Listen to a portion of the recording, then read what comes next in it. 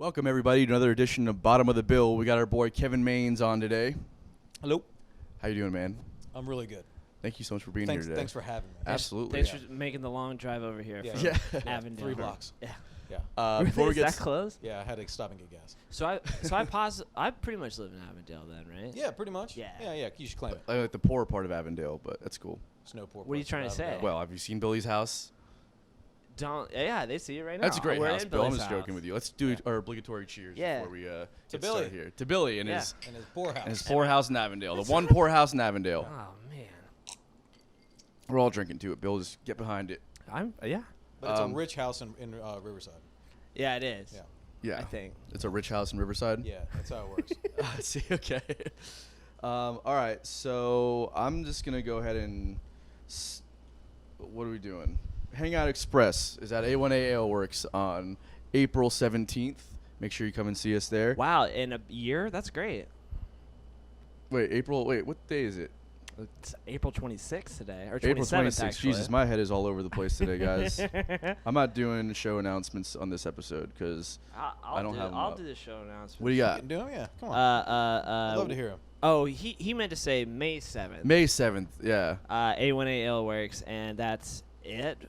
What else? What do I got going? He's playing at Ocean Club, Ocean Club. That's a private one, so all you plebs can't come. I'm and sorry. you're playing at A1A again on Sunday. So just keep it rolling. Yeah. And then don't forget to buy your Orange Blossom Jamboree tickets. Greenhouse Lounge is playing in just 2 weeks, May 15th. And also your Orange Blossom Review tickets for December 3rd because we're playing with the Wood Brothers and a bunch of other Yeah, other get on awesome that. bands. Yeah, they're going quick because it's only 9 months away. December. Is that when that is? Yeah, in December. You got anything you want It's to a promote? good show. We played which was the last one you said? Orange Blossom Review. Yeah. That's the only show I'd like to promote we played that 4 years ago. That's it. So people, if you Look missed it it. up online, If maybe. you have a flux little- capacitor. Yeah. Yeah. Yeah. Get your tickets. That's the closest thing to a show I can think of at the moment. Yeah. You haven't played any shows this year, last year? I moved to Jacksonville with the intention of being closer to where the band plays, Yeah. and then I have not played a single show Well, because the COVID thing went on. But yeah, to be then fair, I you was said just- that you moved here about a year ago. yeah, December, and then 3 months. 2019. But what are you gonna do? I was still just like, yeah, fuck it. We'll start playing them again at some point. Well, I'm in no rush. yeah. I'm enjoying, I like the act of playing. I'm enjoying not doing all the other shit. Right. Really, really enjoying that stuff immensely. Yeah, taking the time. And getting here and seeing you guys doing your thing really hammered that home. I may take off another year Yeah, after seeing you guys doing phone calls and all that stuff. Yeah, man. I've inspired somebody then. Yeah, thanks. Yeah, I Thanks. got you You've covered, inspired bro. me to retire. Yeah. Yeah. Thanks a lot. So I'm a fucking constant ball of stress over this shit. So Yeah. what are you gonna do though? Part of the game, I guess. That's the deal. Who would have thought playing music could suck so much? You know. I love it. Ain't I love easy. it. I'm just joking. I just show up at shows and you do I everything actually else. like. I actually like Yeah. all the business stuff. That was one of my unpopular opinions a few weeks ago. No, I quit God. I quit my band because I was the one doing all the hard work, and then I was just like, who wants to hire me? Also, I'm not doing anything except for learning your songs. Yeah. You do more than that now, though. No, I know, because I can't not. Yeah. You can't. There's Yeah. just too much talent. If you care about like your career, no, not like that. If you care about your career, no, that's busting my balls already. If you care about your career enough, you want to do as much as you can. So it's hard. It was hard for me to be like, no, I don't want to help. Yeah. I'm a Well, helper. and You're a helper. it's You're a great good helper. not to be a dick when you're in a band and let somebody else do literally everything. Yeah. It's good. for To, sure. It's good to help out a bit. It's also good if you're going to be the one doing all that stuff to be able to delegate and let people know that they're Yeah. valued in that way. You know what I mean? Yeah, totally. It's a Well, hard lesson to come to on my end. The band that I'm in now was originally called Kevin Maines and the Volts, Yeah. and I felt like that really gave everybody carte blanche to do nothing Yeah. because my name was on it. So Yeah. I'm like, all right, well, I'm taking my name off. We're just the Volts now, and nothing changed. Yeah. That's what he It did. did not work out as well. Oh, yeah. did you? Yeah, well, it was the Anton the Plume Band, and I Okay. was, which I never wanted that to be the name, from the get-go. Don't but get to pick your name, right? well, because I couldn't think of a band name, and I was trying to get to gigging quick when I Yeah. first got to Jack's. That's So how like, it happens. Yeah. And then it just became Anton the Plume Band, and then we started gigging around town as a cover band with Side Hustle. And I was like, then after a gig in Orlando one day, our friend Colin, shout out to Colin Christopher down in Orlando, he comes up to us after the show, was like, man, Anton the Plume Band sucks for a name. And I was like, Thanks, man. yeah, we've been talking about changing it for a while. I was like, you really got to do that like now, because Right. no one's going to remember that. And so we, from then it was like, well, let's think of a band name. We were like, well, Side Hustle works. And at the time, we had done a little bit of research to see if there was any other side hustles out there, and we couldn't find any other pages or anything like that. So we decided to take the name on, and now we own the trademark. So we're coming for you. I'm just saying. Ooh. or make money for us. Yes. Or make money for us. Yeah. And then we'll we'll send you a bill. I'll send you a bill. Yeah. Are you sure he meant the name Anton the Plume sucks for a name of a band, or was he just like saying it like? Because that'd be a dick move. Yeah. He's like, hey, your name sucks. Your name's dumb. and then you change the band name, and then the next show he's just like, hey, your name still sucks, guy. Yeah. And you're like, what? I actually revel in the fact that people don't like my name, because I feel like it has I character. You fucking know? love your name. Thank you. So, obviously, La Plume it rolls off the tongue. I say, like, I'll be honest, I say your name when I'm walking around my house sometime. Just while I'm doing chores. Like most people whistle or something. The way that you're saying it Yeah. and looking at me is making me very uncomfortable. Yeah, that's why I'm here. I'll just walk around going, La Plume, all the time. That's good. Yeah. My chick doesn't notice because she'd probably wonder. But yeah, I do that. I'm not fucking around for the show and saying that. I've done that before. I'll talk about that. I go La Plume. La Plume. Yeah. It's a good one if you want to work on your diction. Yeah, La Plume. it's great. Before a show, you know. And you know what? I've started going La Plume. Yes. Recently. That's a big one. Have you? Well, it's from Silicon Valley. You seen that? Yes, I love that show. There's that. You know Ron LaFlamme, No. the attorney. Oh yeah. So his name's Ron LaFlamme. There's a scene in there where Peter Gregory is the only person that calls him. He goes, "Your attorney, Ron LaFlamme," and right when he said that, I went, La Plume. Yeah. That's so funny. Because I'm on a Silicon Valley bender right now. I love that show. Yeah. It's so fucking funny. Ron I'm- LaFlamme. I've been watching. I watched all of Better Call Saul, and then I have been watching all of Breaking Bad. I need something a little bit more high spirited.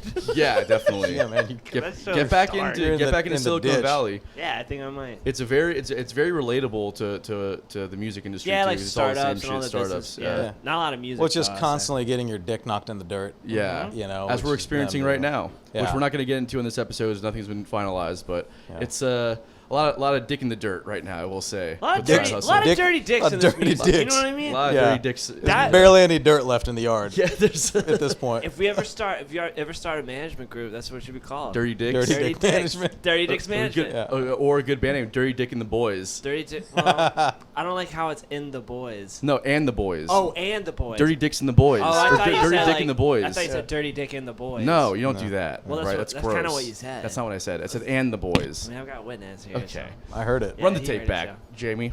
We were gonna go with he didn't like Anton and the Plumes. That's a right. terrible That's, name. That'd have been the first one that That's you think what I of. said. Yeah. What were we, didn't a like fucking that. 60s Motown band? Yeah. Plumes. Yeah. Anton and the Plumes. Anton and the Plumes. Yeah. Yeah. Not Not in into the that. Plumes. And the Plumes, and yeah, the sorry. Very Earth Angel. I have a bit of a speech impediment, so sometimes my words don't come out right. You keep Yeah. saying that, but I think that's just your excuse for sounding Very dumb. Marvin Berry. Yeah. That's a good one. Yeah. All right, so let's get into it. Yeah, there's a lot of Where are you from? banner before us. Where are you from, Kevin? Avondale. You're from Avondale? Yeah. Ocala. Via Make sure you're speaking to the Ocala. mic. Via Ocala, yeah. Bio Ocala. Via Ocala. Bio Ocala? No, it's not Ocala. Not since I was there. You're not Localan. No. Billy said that in the mic. We played in Ocala one time, and he was like, "Oh, Ocala, Yeah. love I Ocala." don't And I think was so. like, "What are you doing, bro?" It probably, I mean, it's clearly an Indian name, so it probably was that to begin with. Yeah. Then my boys got in town and it Yeah. turned it into Ocala. Yeah. Or Good old boys. Ocala. Oh, Ocala. Yeah, it went from Ocala. Ocala to Ocala. Good old boys. Yeah, the That's good a old boys. spot. The horse industry showed up, and it turned into Ocala. Yeah, they just With a decided- real hard A. We haven't real been hard. back there. We only played there one time, and it was at that pizza place. It Yeah, was the awesome. pie. Yeah, Yeah, and it was the pie on. on We played on the Broadway. roof, Yeah, like we were the played on the Beatles roof. or something. It was Yeah. dope. Yeah. Yeah. And they loved us there too. Yeah, it was Last fun. time I checked. Adam, the drummer that we played with and at yeah, New Year's, Adam he was a Volp, manager yeah. there. Yeah, Adam Volp. He's a manager there. That's how we Shout got out to the Adam gig. Volp, a phenomenal drummer and I just don't a know good if you know dude in him or general. not, but I do know him. I know his name. yeah, Mhm. he's a nice guy. Yeah. All right. So when did you discover music as like something that you were passionate about? I was about 21. Okay. Really late.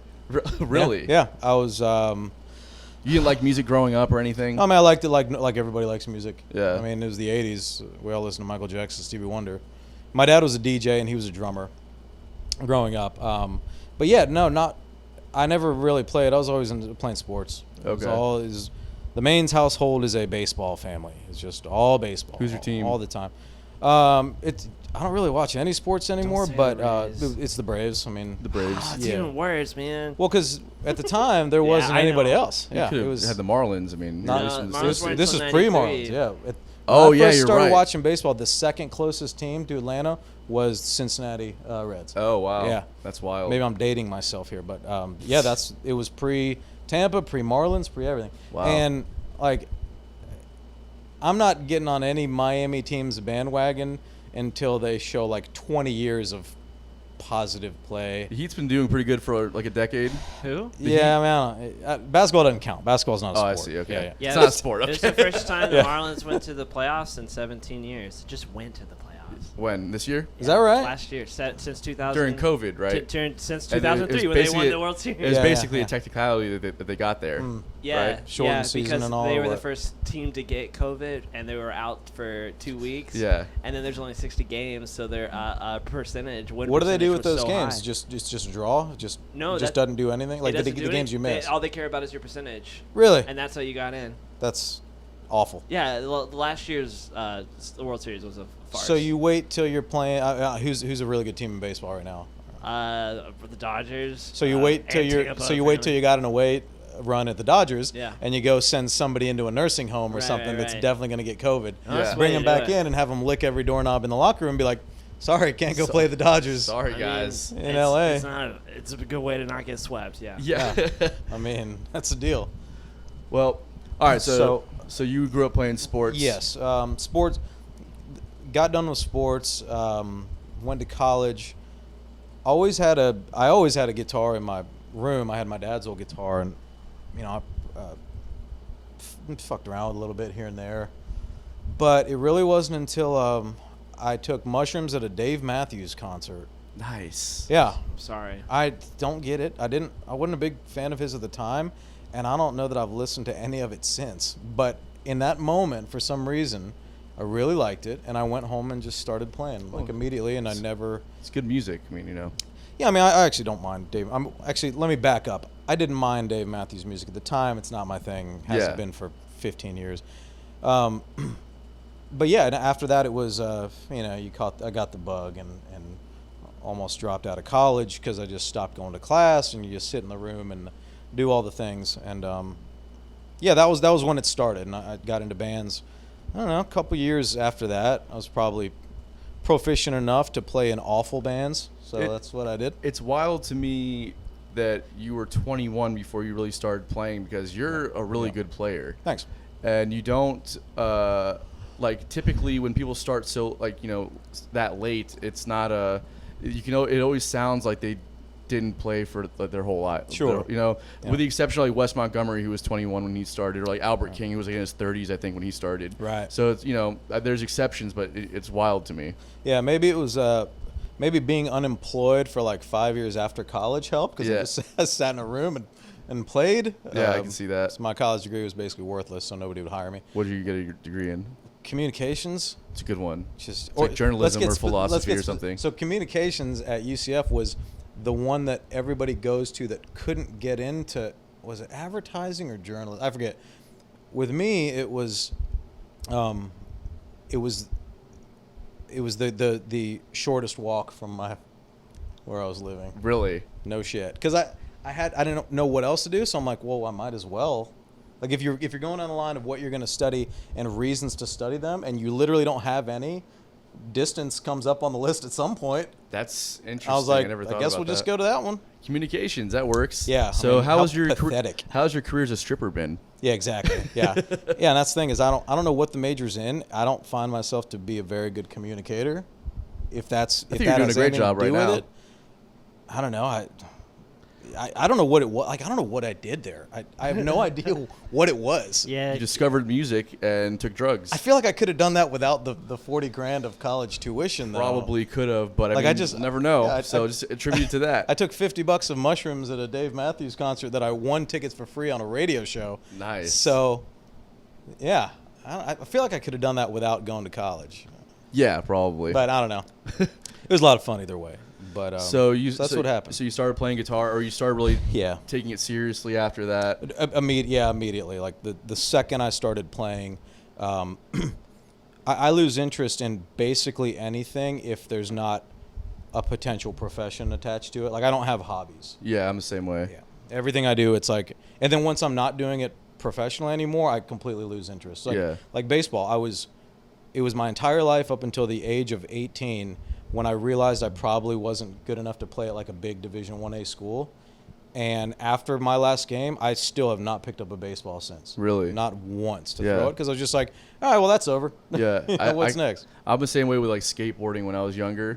I wanted when I was like between the ages like 10 and 15, I went like really hard with getting all the good gear and like really practicing and trying to get good. And I got decent, but got to a point where I realized that I probably wasn't going to get sponsored or make a living doing this because I wasn't that good and I kept getting really hurt all the time. Yeah, yeah. And Can I you was still skateboard? That added thing. I can still skate a little bit. I can do like a couple tricks here and there, But but can you just stay on the board and move around? yeah, I can You're do trying to tricks I just incorporate said, this yeah. into the show, but like aren't you? you can just keep on staying on the board. What'd you say? You're already trying to incorporate this into your show, aren't you? No, I'm surprised. I can't do anything athletic. I love sports more than anything too growing up, but I was just bad at them. I can still do some stuff on a skateboard for sure. What can you But do? like I can do still a- like kick flip and you like do pop nollie shove it? kick flip and I can do a pop shove it. Yeah. You do a That's pretty- fakie, bro? Do a You fakie, you do fakie go shove-its, goofy bro. foot fakie. Yeah, I can do all, bro. Nice. I can do Oh, it yeah, all. I those can do things switch flips, all that Switch stuff. But yeah, I mean it's definitely uncomfortable when I'm on a board now. It's not like natural anymore. But anyways, it's the same shit. It's like I do something with the intention to try and like build it into something, and then when I realize it's not going to happen, I'm just like over it. Out of here. You Yeah. know? Well, there's only so many hours in the day. Yeah. So for me, why would I put my time, my focus, and my energy into something else, right? Like it's also why I don't play really golf anymore. I played golf growing up just leisurely. Everyone else I know plays golf because that's what guys do when you get to be over the age of whatever. But I don't because it's 5 hours, and I was like, that's 5 hours that I should be playing my guitar because that's kind of the profession that I chose at the time. Right. So I gave up golf, which seems like a pretty easy thing to just, hey, why don't you just go? My friends would be like, why don't you just come play and knock it around with us? No, friend. Yeah. I can't do that. No, I don't think you understand how Yeah. serious I am about this other thing. Yeah. Yeah. It's a little bit obsessive. So you're competitive then, I guess. Not really anymore, though. Like No. when I was young, definitely. Now, I don't know, maybe I've lost enough to where I don't give a shit. Maybe it's a defense mechanism. Yeah. Where I'm just like, well, I might lose, so let's not be super competitive about Like it's this. like it almost goes hand in hand with like you can't have a hobby because you just want to like in lack of better words be the best at it, right? So maybe I think it's more for Or be the best that preservation. you can be at it, I guess. Yeah, well, maybe Better way to and to word eke it. out a living. Yeah, truthfully. and it actually makes you money. or Yeah. something like So I came to a very heavy realization when I got out of college that I had not learned a skill set, and the world basically taught me some very quick lessons, or some very heavy lessons very quickly, and that's that. We don't give a shit. Right. That cool degree, we don't give a shit. You can't do anything. Right. You just can't. That was my fault. I didn't study anything that actually had any value. Because up until that point, I'd been told, like most people from our generation, because our parents' generation, many of them didn't go to college or whatever. It was at the time, if you just got a degree, people basically threw some sort of job at you, or whatever. Right. So I was told the same thing. Only problem is that catches up because by the time my generation went through college, everybody was going to college. So that's not good enough anymore. Right, the 'Cause market now, was yeah, flooded. Yeah. Yeah. The entire ocean had just risen. So everybody's boats were still at the same jumping off point. So or lake, I guess. Oceans probably don't rise. Well, global warming. Yeah, right. You know, not huge amounts at a time. But, yeah. So I went through a lot of years of basically being completely broke and like having to borrow money to pay the rent and getting fired from jobs, and like I've still to this day never had a salary because eventually I became self-employed. But so it was always okay, if I'm going to play music, I need to figure out a way to make money at this, which means I need to get as good at this as quickly as humanly possible, because I can't get another fucking job.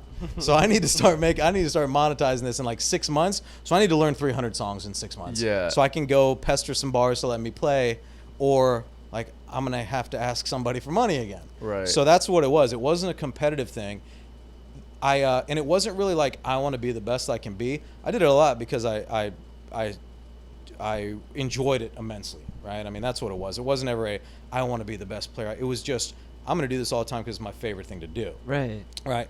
And it was like most musicians, it was a massive release. It was therapeutic, you know. So that was it. But the main part of it, of working so hard at it, was to become a pro at it and make it something where, okay, I can do this now for a living, and I don't have to get a job at that fucking mortgage firm again or whatever that they're just going to fire me at in 6 months anyway. Right. Because all I do is sit in my cubicle and listen to live Allman Brothers albums instead of working anyway. Right. Which is basically why I got canned from every job I ever had. When did you make the jump like that though? To what? To being like, I gotta learn all these songs in 6 months, and then. It was after I got fired. And coincidentally, I got from a mortgage firm. We had collectively just tanked the world economy in 2008. You're welcome. You'll love them. Yeah. I feel like that wasn't my fault because I sucked at it, so I wasn't actually pushing any paper. Yeah. I was trying to sink the world economy, but I failed. Yeah. Blame by association. Yeah, because I wasn't any good. But everybody in my office was, always be closed and all that stuff. Always and be I'm closed, like, yep, I'm always, ABC. Be watching fish on Yeah. YouTube at the time.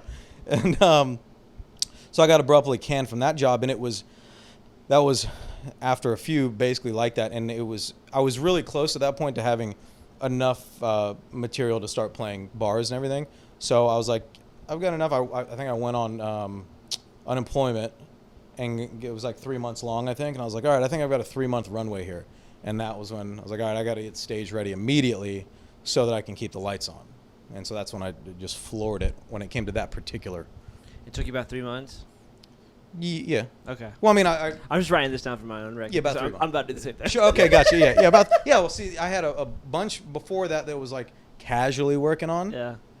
So yeah, it'd probably take you like 1 month. Don't say that. I mean, you're gigging all the time now. You're fresh. That's true, but I don't. But you sing too, right? I do. Yeah. Were you singing the whole time when you were gigging? That's the thing. Yeah. That's I the was thing doing the bar thing. Like, Yeah. That's what's holding me 150, back, 200 bucks is I gotta learn how to sing. If you can't sing in music, God, your career prospects are screwed when it comes, like your monetary ones, because you can't do the single man bar thing, and that's where the money is In the scope- until you start selling records. Right, Yes, right. in the scope of the bar scene. No, yeah, I know. Yeah. But I mean, there's a lot of, but again, like this is why it's very important to make sure that you think larger than that scope. So if you don't sing, you can actually still have like a reason to like nobody wants to be doing the bar thing most people don't want to be doing the bar thing forever. So if you can't think of that, like at least for me, I can't think of that as a scope of this is how you make money. Because this is not how you make money in the music. This is the bar scene is not the music industry; it's the bar industry, but just on the entertainment end of it. Well, it's a Faustian bargain. Like you can make more money in the short term than playing original music in your original band, but it's a carrot. Like it's never going up. Exactly. You can't scale that business up because you can't copy yourself. So it's not like you can put yourself out there playing more gigs. So you're stuck. And that's it. So your ceiling is your ceiling, unless the entire industry goes up, which that's not happening. Well, you could do weddings and corporate gigs and stuff, but still, that's but you still have a cap though. Yeah, that's the cap, and you're capped by your time resource. Yeah, exactly. Right? So that's it. And yeah, a lot of people are more than happy to do that because, I mean, let's face it, a lot of people, nobody wants to listen to their original music anyway, and it takes everybody a while to realize that. But most of you guys you see playing the bars that are like 50, 60 years old, they just like records weren't going to sell anyway. Like nobody's going to buy. Actually, most of them they literally never wrote an original song or started a band or anything. Yeah, so it wasn't even a thing. Maybe they thought in their head that like they get discovered or something. Yeah, that's a thing, and I don't really. I feel like that takes a severe lack of observation. That's why the movie A Star Is Born is the worst movie I think I've ever seen in my entire life. Yeah, it's not real. It's the most unrealistic thing ever. The only good thing about that movie is the one before that had Chris Christopherson, clearly. Yeah. I mean, anything with him in it is Oscar level because he's in it, and everything else is absolute dog shit. Yeah. Okay. I mean, I'll watch anything. I'm just trying to get Chris Christopherson do anything. In this drag Well, it's club the or it's drag the show or it's the something. thing Drag that everybody that's not a musician. in the shit Yeah. thinks of the I thing. know. Right? They think it's you've all got it. We've all got it. You should go on The Voice. And I'm like, that's not a thing. Yeah. That's not a thing in my genre. It's just not a thing. Regardless, none of that's a thing. Yeah. It's also like it's funny because like if you look at the outcome of a lot of these people that go on those shows, there's a handful that have made successful careers after the fact, and the ones that do are usually the ones that are doing what we've been doing because they understand the actual work that goes into it. Or they just become hosts on that show again. Yeah, but which is ridiculous. Those are usually the That never people. stops. But those are usually the people that came in and say, well, I just always wanted to sing, but I work at Boot and Crate and whatever outside of Nashville. Yeah. I've never played a gig in my life, and I just Boot and Crate. But that's the kind of shit, you know what I mean? It's like those are the people that don't succeed because they have no idea what it means to actually work in the industry and actually what does it mean? Like how. Release a record. Well, okay, how do you write a song? Okay, well, how do you produce the album? Yeah. Okay, well, how do you actually bring this to market so it doesn't just end up in the void of everything? Have you It's like, have you ever seen Flight of the Conchords before? You ever Yeah, watched of course, that show? yeah. Super funny. I love that show because it's like the most like accurate Yeah, thing yeah, really about what a band is. Yeah. But my favorite part of that show is when they're talking about like going to go see a movie. It's like, oh, it's not very realistic. And then they're talking about like a movie. It's like, yeah, you should talk about a band that starts at the bottom, in the middle is on the bottom, and at the end they're finally at the bottom. And that's really what it is. Yeah, that's it. so we're just fucking living at the bottom of the bill, baby. Yeah. Bottom of the bill. Oh man. Well, whatever. Yeah. But anyway, sorry, I sidetracked a little bit. But you were talking about that's a great explanation about how you are only able to make the amount of money if you're making hourly. Yeah. Anywhere. It doesn't scale. You're It not doesn't going to scale. The only thing I would say nowadays about cover bands, if they're getting that corporate and wedding level, is that the social media has to look really good because there's a lot of money that people, especially when you get into like the real like private stuff where it's like you get like $10,000 for a gig or something. The social media has to look good. So if you can make a YouTube and your Instagram and TikTok accounts look good to the point where people are following you regardless, because you're also selling them on the social media, you're selling them your lifestyle on top of the cover music, and you can get residual income from those channels and stuff. That's the only thing I'll say now versus 10 years ago as a cover musician. And you can get like some Saudi prince to fucking pay for your plane ticket out there and have a corporate Marcus gig. King did. Yeah. Did that really happen? Beyonce did Yeah, that he too. was on I think it was YMH podcast with Tom Segura. I think he was on that. Oh, like yeah, he 3 was, months, yeah. And he said that he's like, we got Marcus King was on Yeah. Tom Segura's Yeah, I podcast. guess That's they awesome. listened to it. That guy's awesome. Yeah, that's a funny show. Yeah, he said that some Saudi or Middle Eastern guy flew the whole band out there for just an ungodly amount of money. Yeah. And they're like, how much? He's like, well, I'm not going to say, but he's like, it was just stupid for what we did. Yeah. And he's like, we went out, did the thing, and came right back. He's like, it's just an insane. Beyonce did that thing. too for one of the Saudi princes. Yeah, but Beyonce's a little bit different. Right. Yeah, Right. that's true. Right. But I was just watching Marcus King play a cover of Sugar-Ree. I can't remember who else Yeah. was in it. Did you see that one too? No, but I've heard him do it before. I don't know if it's new or not, but it was like all over YouTube. I was like, okay, I'll watch. Yeah. It was pretty good. He's a monster, that guy. Yeah, he's Yeah. got the voice of a fucking And he's so I young don't too, know how to right? describe it. Yeah, he's But like he looks- 22 or something. He Yeah. looks so old and giant and fat. he sounds old as well. He's a little But thinner now. He's lost some weight. He lost some weight. Yeah, pretty- his wife is looks like really pretty into thin. the health thing. Good for him. She sells what's that juice or whatever that they do. It's like kind of like a pyramid kind of thing. And she hits up Chelsea all the time about trying to, or whatever they're called? Selling the juices and shit like Selling that. Juices. I hate juice. Yeah, me too. Not into juice. Fuck juice. It's an unpopular opinion. I'll be honest. Fuck juice. Juice. Yeah, I was about to say. Yeah. Yeah, juice. Juice. We're not fucking running some kind of You're hipster not trying program to put here. dick in boys. There's You're a, saying you hate Jews. Oh my There's- god. Hey everyone, just wanted to take a second to talk to you about one of our favorite music venues, Blue Jay Listening Room. Blue Jay is a space for true music lovers where every ticket is a backstage pass. Silence your cell phones, enjoy a nice glass of wine or craft beer, and be part of an intimate experience unlike anywhere else in Jacksonville. Hear national and local artists sing their original songs and share the stories behind them in a space carefully curated for the premier show-going experience. I personally have seen some of my favorite shows here, as well as having played with some of my heroes. Not only is Blue Jay a wonderfully unique experience, it has become a staple in the Florida music scene. Mention Bottom of the Bill on your next visit and receive 10% off your tab. Blue Jay is located at 2457 3rd Street South, Jacksonville Beach, and be sure to check out www.bluejayjacks.com for news, ticketing, and events. What are we doing? You hear the story of Wilson Pickett when he recorded "Hey Jude"? Wilson Pickett? Not Wilson Pickett. Otis Redding. Otis Redding. Yeah. Hey Jude with Was Otis Redding Wilson Pickett? No, I think it was Wilson Pickett. Pickett. Yeah, with Dwayne Allman. Yeah, Dwayne Allman. Yep. Yeah, so Dwayne suggested that he do that song. I think it was Dwayne. Maybe it was somebody else. And he had never heard it before. Well, I guess it was in the 70s, all right. So Yeah, and he's listening to it, and and he looks at me. He's like, "I don't think I can do this song, man." And they're like, "Why?" He's like, "I mean, that's kind of fucked up. Like, Kind of a little, it's a hey, little funny, Jude?" And they're like, "It's Jude." Yeah. He's like, "Oh, Jude. Okay, I can do that. That's fine, no problem." And he almost didn't do the song. I That's was so like, funny. I was like, "Nah." It's an amazing version of that song actually. Dwayne Allman crushes that's it. the birth of Southern rock. That moment when Dwayne hits the I don't think I've heard that. hits the guitar solo at the end. That is the quote unquote moment that Southern rock was exploded into. Is that the story? That's the real story. thing? Yeah, Wow. that's amazing. That was the moment that Southern rock became a thing. And then Leonard Skinner Sure came out with a Freebird. and that's Freebird Pretty is sure way it was later. Freebird. Yeah, When they probably. played that giant. They played in Alabama University in Yeah. the football stadium. Yeah, probably With the Freebird. giant rebel flag We're in behind? Jacksonville.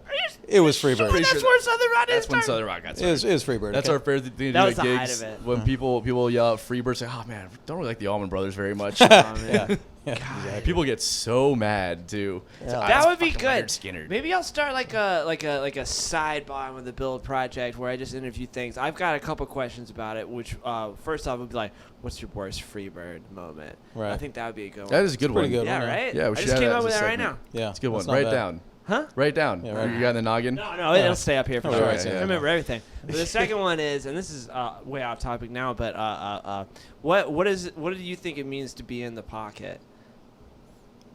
In the pocket. Yeah, to be in the pocket. Because it's everybody's got Shut up, Bill. Stop saying that.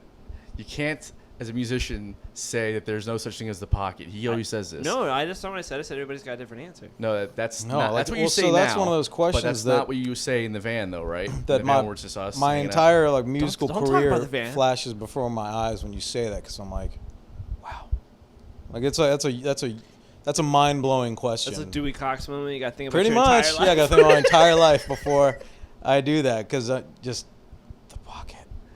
You don't have to answer. No, I'm not gonna. I can't come up with that All in right, a well- moment's notice. That's crazy. I gotta go. It's you know. But I the would. pocket is like dark matter. You know it's there, but you can't really see But it. you can't measure it. It's like Yeah, a you can't. soul. Yeah. That would be better for you. Yeah, But you don't know what a soul Yeah, I don't have a is. soul. Yeah, I don't Yeah, know yeah. what that is. I'm a reptilian. You're filled with dark matter. You're what? Billy has this running joke that I'm reptilian, It's not a Sure. joke. so I don't have a soul. Okay. And I'm and No, one you're a time ginger though. Don't. he is ginger. He's in such denial about Well, it. the Too. the Ginger pot calling the American. kettle soulless. Yeah, right. I'm saying, bro. Isn't that the thing? Gingers don't have a soul. That is definitely the thing. That's the thing. I've But seen South Park. Billy's in deep denial about his gingerness, and bro, you just gotta accept. It's because your hair is brown turned into blonde, isn't it? Oh no, it's orange. Let's be honest about it. Orange? You're a ginger. I'm not a. You're a ginger. I got the freckles to prove that. You got freckles? Yeah, all over. Oh, cuz. You want to see later? I was going to defend you. I was going to You'll be like, see no, I'll be later. honest. I don't think he's a ginger. No, and then you he's just said you ginger, got bro. freckles? Yeah, Well, it's- you're definitely a ginger. I'm It's pretty covered bad. up. He's a little gingy. Is that a slur? Yeah, a little bit. Whoops. That's So you're our ginger word. with a hard Yeah. R. Yeah. Yeah. Ginger. Gingy. Whatever. Just trust me. I'm covered in freckles. Yeah, cause you're. Yeah, I know I'm ginger. What are you gonna do? Yeah. But I never said that you didn't Might as have well a. be an O'Malley. No, so I'm a Bagley, actually. there you go, Dude, he's in such it's you have No, wild. no, I'm no Irish. grounds. To It's I wild. know. It's Whatever. wild. Yeah. But you know what's really funny is that one What? time about the whole me not having a soul thing. Yeah. Is that one time when we were on the road, we went to this gas station. Oh, and yeah. I walked into the bathroom. And it was one of those automated lights, those motion sensor lights, and the light didn't go on. No. Sean And walks me in. too. Sean walked in right after me, and the light comes on, and I was like, "What the fuck is?" And Sean's like, "Yeah, you have to have a fucking pulse for that shit to go." Pick I up was like, soulless "Fuck creatures. you, bro." That's right. It was like the time, it couldn't have been more perfect timing on Did the you whole go thing. check to see if your reflection was still there? I did do that. See if yeah. your shadow was gone? Yeah, didn't see much. I will say. Yeah, I'll bet. Yeah, That's my fucking God. weird, though. yeah, it is weird, bro. You can't explain that. Can't explain that. It's probably just it's probably you ghosts. can't- or I'm the something. only guy with a soul in this whole house. Yeah, that's. Damn. How's it feel? I knew it felt cold in here. Yes. Kevin and the ghosts. Kevin and the ghosts. Kevin and the ghosts, that's right. Knows all. Kevin and the plumes. Well, Kevin speaking and of the Blues. speaking of bands, Yeah. what were some of the early creative projects you were involved in? I was in a band called the Blue Water Boys. We were terrible. What kind of music were you guys doing? Blues. Southern rock and blues. Mm. That was like the first band. Like a bunch of my buddies from college. Were you guys writing tunes or you were No, just no. doing covers? Okay. No, I was still learning like Gimme 3 Steps. It was that stage of the guitar. playing, Gotcha. yeah. Then so I left that and I pretty much started my own bands pretty soon right off because I started writing. And if you're the writer, you start bands. Yeah. For the most part, some of the bands that I was in, a little bit briefly that weren't my own. I was in. I played a lot with the legendary JCs. Really? Did Mhm. am I- Like in their band? Yeah. That's awesome, man. I love them. It was after they did the Mofro stuff and they got onto like their second group of like kind of after Anthony Coles left to play with Mofro and like Brian Chowderkoff moved on. I became friends with Eugene and all them right about that time. So I started playing some shows with them here and there. Now Chuck McGidd told me that you produced their last album. Is that true? I'm producing Eugene's solo album. Okay, that's what Yeah. it is. Okay. Yeah, the JCs haven't recorded an album in like 10 years. Okay. And I'll get to that. But Sure, yeah. so I was doing that. Early on, I played a lot with Kaylee Baker because me and her kind of came up the same time in the Orlando scene. What an incredible singer, man. She's the best singer I've ever. She's the best singer I know. Like, Yeah. that I've ever met. Yeah, she's like up there, man. She's amazing. It's insane. Her voice, and she's sweetest gal in the world. Wonderful writer. She's authentic. Can't say enough good things. She's not full of shit. Is what, what I could say. And then other than those two, it was mostly my bands. My first band was called Barrel House, and that band wasn't any good. Original music? Yeah, but in my defense, actually, I wasn't writing those songs. Okay. The next band I was in, the Kevin Maines band, I was writing those songs, and that band sucked too. Yeah. It was like kind of your first stab at like a real band and real songs, and we went and recorded at this big, beautiful studio. We did that whole deal. It was kind of right before the Pro Tools revolution took off, or right around that time to where everybody you knew didn't have Pro Tools yet. Like early 2000s. It was more like probably like 2005. Okay, Like yeah. that. Yeah, it wasn't commonplace, and I was still young enough to not know that none of that mattered. So we spent $4,000 for 4 songs, unmixed, like just to record them in this area. Sounds about right for me. Yeah, and I mean, we could have recorded those. Like D'Angelo could have produced that album, and it would have sucked because my songs were shit. But we put it out, and it was fine, a little EP. So anyway, I did that, and then I picked up a new bass player and a new drummer, because I'm also really big on I'll change directions on a dime if what my music and my band is doing, if it's not working. I'm a big heavy subscriber to the doing things the same way over and over and expecting different results is insanity. The old Einstein quote. Definitely. And my band at the time, it just again, it was a little bit too jammy. We had a saxophone in the rock band, which I'm a big no against nowadays. Not a fan of the E Street Band. I was about to say Well, that's it's Bruce all the not way. so much that I mean, I don't like Springsteen and the E Street Band, but it's not for them under their that thing. It's not actually because of the saxophone. Clemens I actually kind of amazing. like Was the amazing. saxophone. Yeah, it's cop music. You know, it's like '90s cop, Yeah. drama music, saxophones and all that. So I actually like that. But no, I like 3 sax players in the history of music, and they all play jazz. Yes, and thank that's you. it for me. Who? I like Sonny, Charlie, Yeah. and who's the third one? There's a lot of them out there. Maybe Dexter Gordon's Macy. amazing. Lisa Yeah, Simpson. Dexter Gordon. Yeah, and that's because the horn player that was in my band, who I didn't like, had a poster of Dexter Gordon on his wall, so we would listen to a lot of Dexter Gordon. He's fucking amazing. Yeah, and that's about it. Outside of that, I just don't like saxophone in rock music. I like Yeah. it in jazz, and that's it. That's it. Yeah. How about funk? Well, so I like it in a horn section. Yeah. So that's different. Okay, I see what I just you're mean saying. like the one guy I see. Okay. noodling and shit over, because most sax players don't seem to get. I'm like, that instrument, as soon as you look at it, like breathe onto it, as soon as you touch it, it's now a sax solo. Right. That's how the instrument works, because it dominates the entire thing. Yeah, you can only Right? play It's one note at a monophonic. time. Yeah, it's that's it. So every sax player I know, they're trying to play like accompaniment lines to songs like you would do with a guitar, with a lot of other instruments. Literally any other instrument can do that, and it's fine. But I'm like, don't do that, because every time you do that, it just breaks the song up into a sax solo. Yeah, I see what you're saying. Yeah. So I hate it. So anyway, so I got rid of that band because I loved all the guys. They were all good players. It wasn't a matter of lack of playing. And it was my song, so it was my fault more than anything. I was writing shitty music. But we weren't inspired. There wasn't any stank to it. It wasn't anything interesting about it. And I could tell because nobody showed up at shows. So Side Hustle plays a lot of social distancing shows before it was cool. Just saying. yeah, well there you go. Well, so the next band I did, there was a little bit more. My bass player Todd Warsing is outstanding bass player. My other drummer Dave Martyr. You ever heard of the Teague Steffen band back in the day? That's probably before you got up here. He was a blues player, really ripping like player in Orlando scene. I've always liked that name, T. Teague. Yeah. Yeah. It's a good name. Good That's name. a dope Good name. Anyway, frat boy he name. moved on. That is a frat boy name. Yeah, good one. Tiggy. Yeah. Sorry. Yeah, that's not bad. He moved on to, I think, to go to school or something, and so I picked up his rhythm section, and we played. I was writing much better music, and had a really nice album produced. I was pretty proud of that one, but we played the grind. But even that band, there was something missing to where there wasn't. There was just something wasn't there, right? It just didn't. You weren't feeling it. Yeah, it wasn't exciting, and I think I probably wasn't. I was good enough in a guitar playing sense to where, you know, I can have every person that really doesn't know much about music come up and go, "You're awesome" after a show, which is the kiss of death for a musician. Yeah. Because you're not awesome. That person also likes Kelly Clarkson. They also like Justin Bieber. Yes. Right? They have poor taste in music. Although talented people in their own right, though. Right. Sure, of course. Yeah. Yeah, of course. Very talented people. Yeah. But they say that to everybody, like every person. Right. But what I was playing wasn't really that inspired yet. I don't know. I think I hadn't had my dick knocked in the dirt enough yet.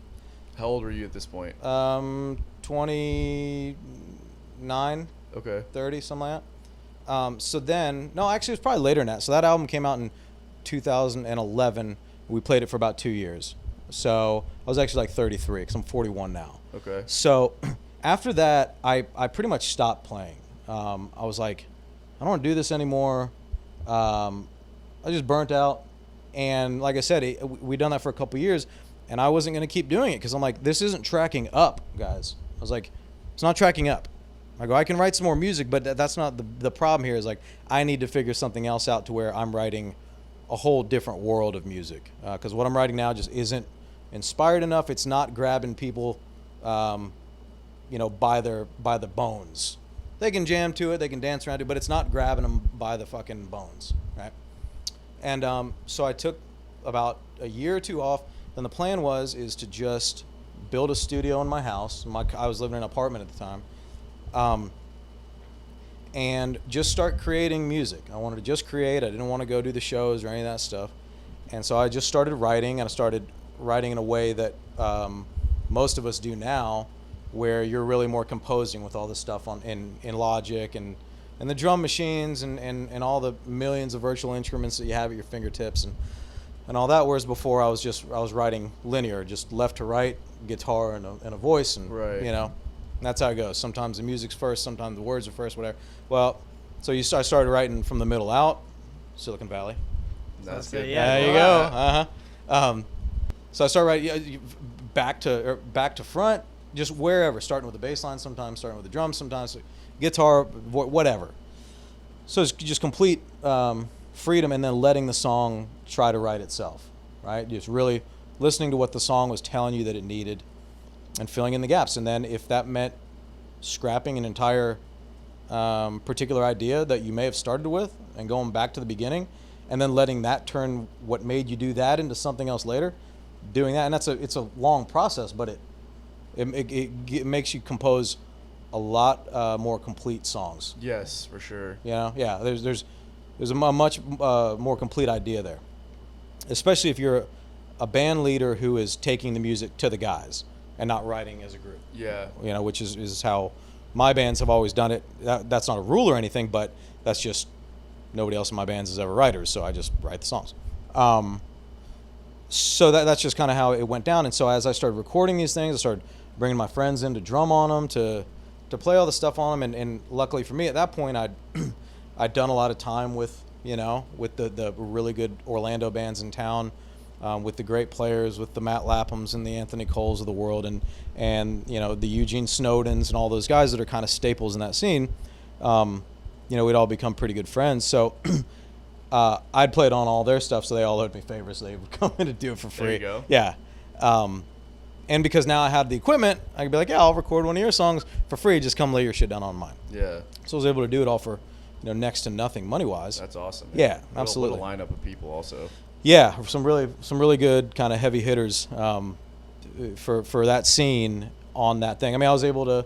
I mean, Kaylee Baker sings backup on like 3 songs. Really? And she's in my house singing, and I'm just going, this is dumb. Like, why do I have Kaylee Baker in my house? Do you singing want to sing the record? Do you want to sing the whole song? 100%. Absolutely. But you have a great voice, though. That wasn't like a stab at you. No. Just more like an homage to how good she is. Yeah. None taken. She's on another planet. And actually, that actually happened with a song. I wrote a song. Like, I wanted to put one kind of Delta blues song on it, so I wrote a song called Trouble on My Mind. And that's the one with Eugene Snowden singing? Yeah. I thought that was, straight up when I first heard that song, I was like, yo, is this fucking Kev Mo? Yeah, sounds just like him. Yeah. So I wrote that song for Eugene, specifically for him, just to do whatever with, because he didn't have any new songs right now. I was like, just do this one. But then I got to playing it, and I was like, maybe I'll keep this for my record. And so the night before he was supposed to come over and sing, I go, maybe I'll sing it too, man. Maybe I'll just take it from that motherfucker. And I sang it, and it sounded pretty good. But then Gene comes in the next day, and he like breathed into the mic, and I was just like, fuck, just deleted all my vocals. Yeah. And it's like you said, I mean, I'm a good singer, I can sing, but just for that thing, like, he's the guy, he's the real thing. Yeah. It's Eugene, and so he sang the song. It came out great. It sounded way better with him singing it, and so I did that. And at the time, there was there was a band called Big Daddy Love out of North Carolina. They were like a kind of a bluegrass jam band type of thing. Okay. I think they were out of Charlotte. I forget where, maybe Asheville for a while. They still go pretty strong up there. Anyway, I'd met their banjo player years before. He was a friend of a friend, and he had just developed some carpal tunnel syndrome, so he couldn't play as much. And he decided he wanted to go into management or booking or whatever. So he kind of called me out of the blue and said, hey, Big Daddy Love had my previous album. He goes, man, I'll tell you, we really loved that album. It was in the van playing all the time. And I was like, well, thanks. At least one person did. That's cool. At least one person bought it. Yeah, man. Yeah, thanks for being the one guy that bought it. And he's like, what are you doing?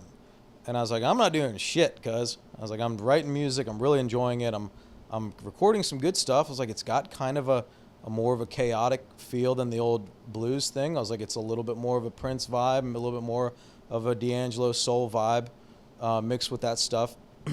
More falsettos than the last album, things like that. And like it's just more lean. The music's less vertical than the other stuff was.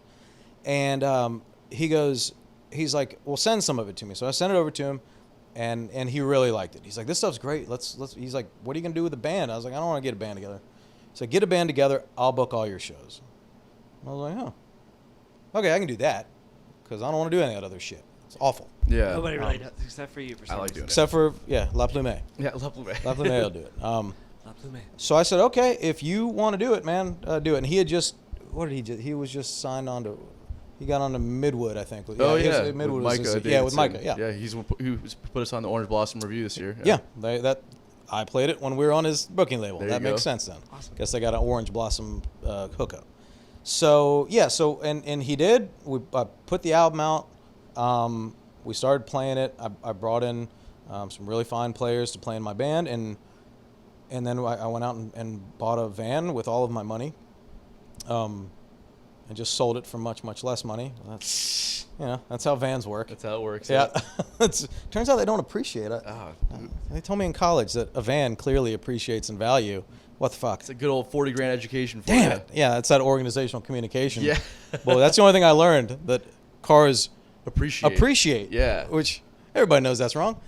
And I got that, and he booked the shows, and we started playing. And so we played, we didn't tour heavy or anything. We would do like 2 weeks at a time, 3 weeks at a time, and we'd do that 4 or 5 times a year. But you do that. Where were you guys playing? Just the Southeast. I mean, we went as high as D.C. Okay. and as far west as like Tennessee. Where did you guys play in D.C.?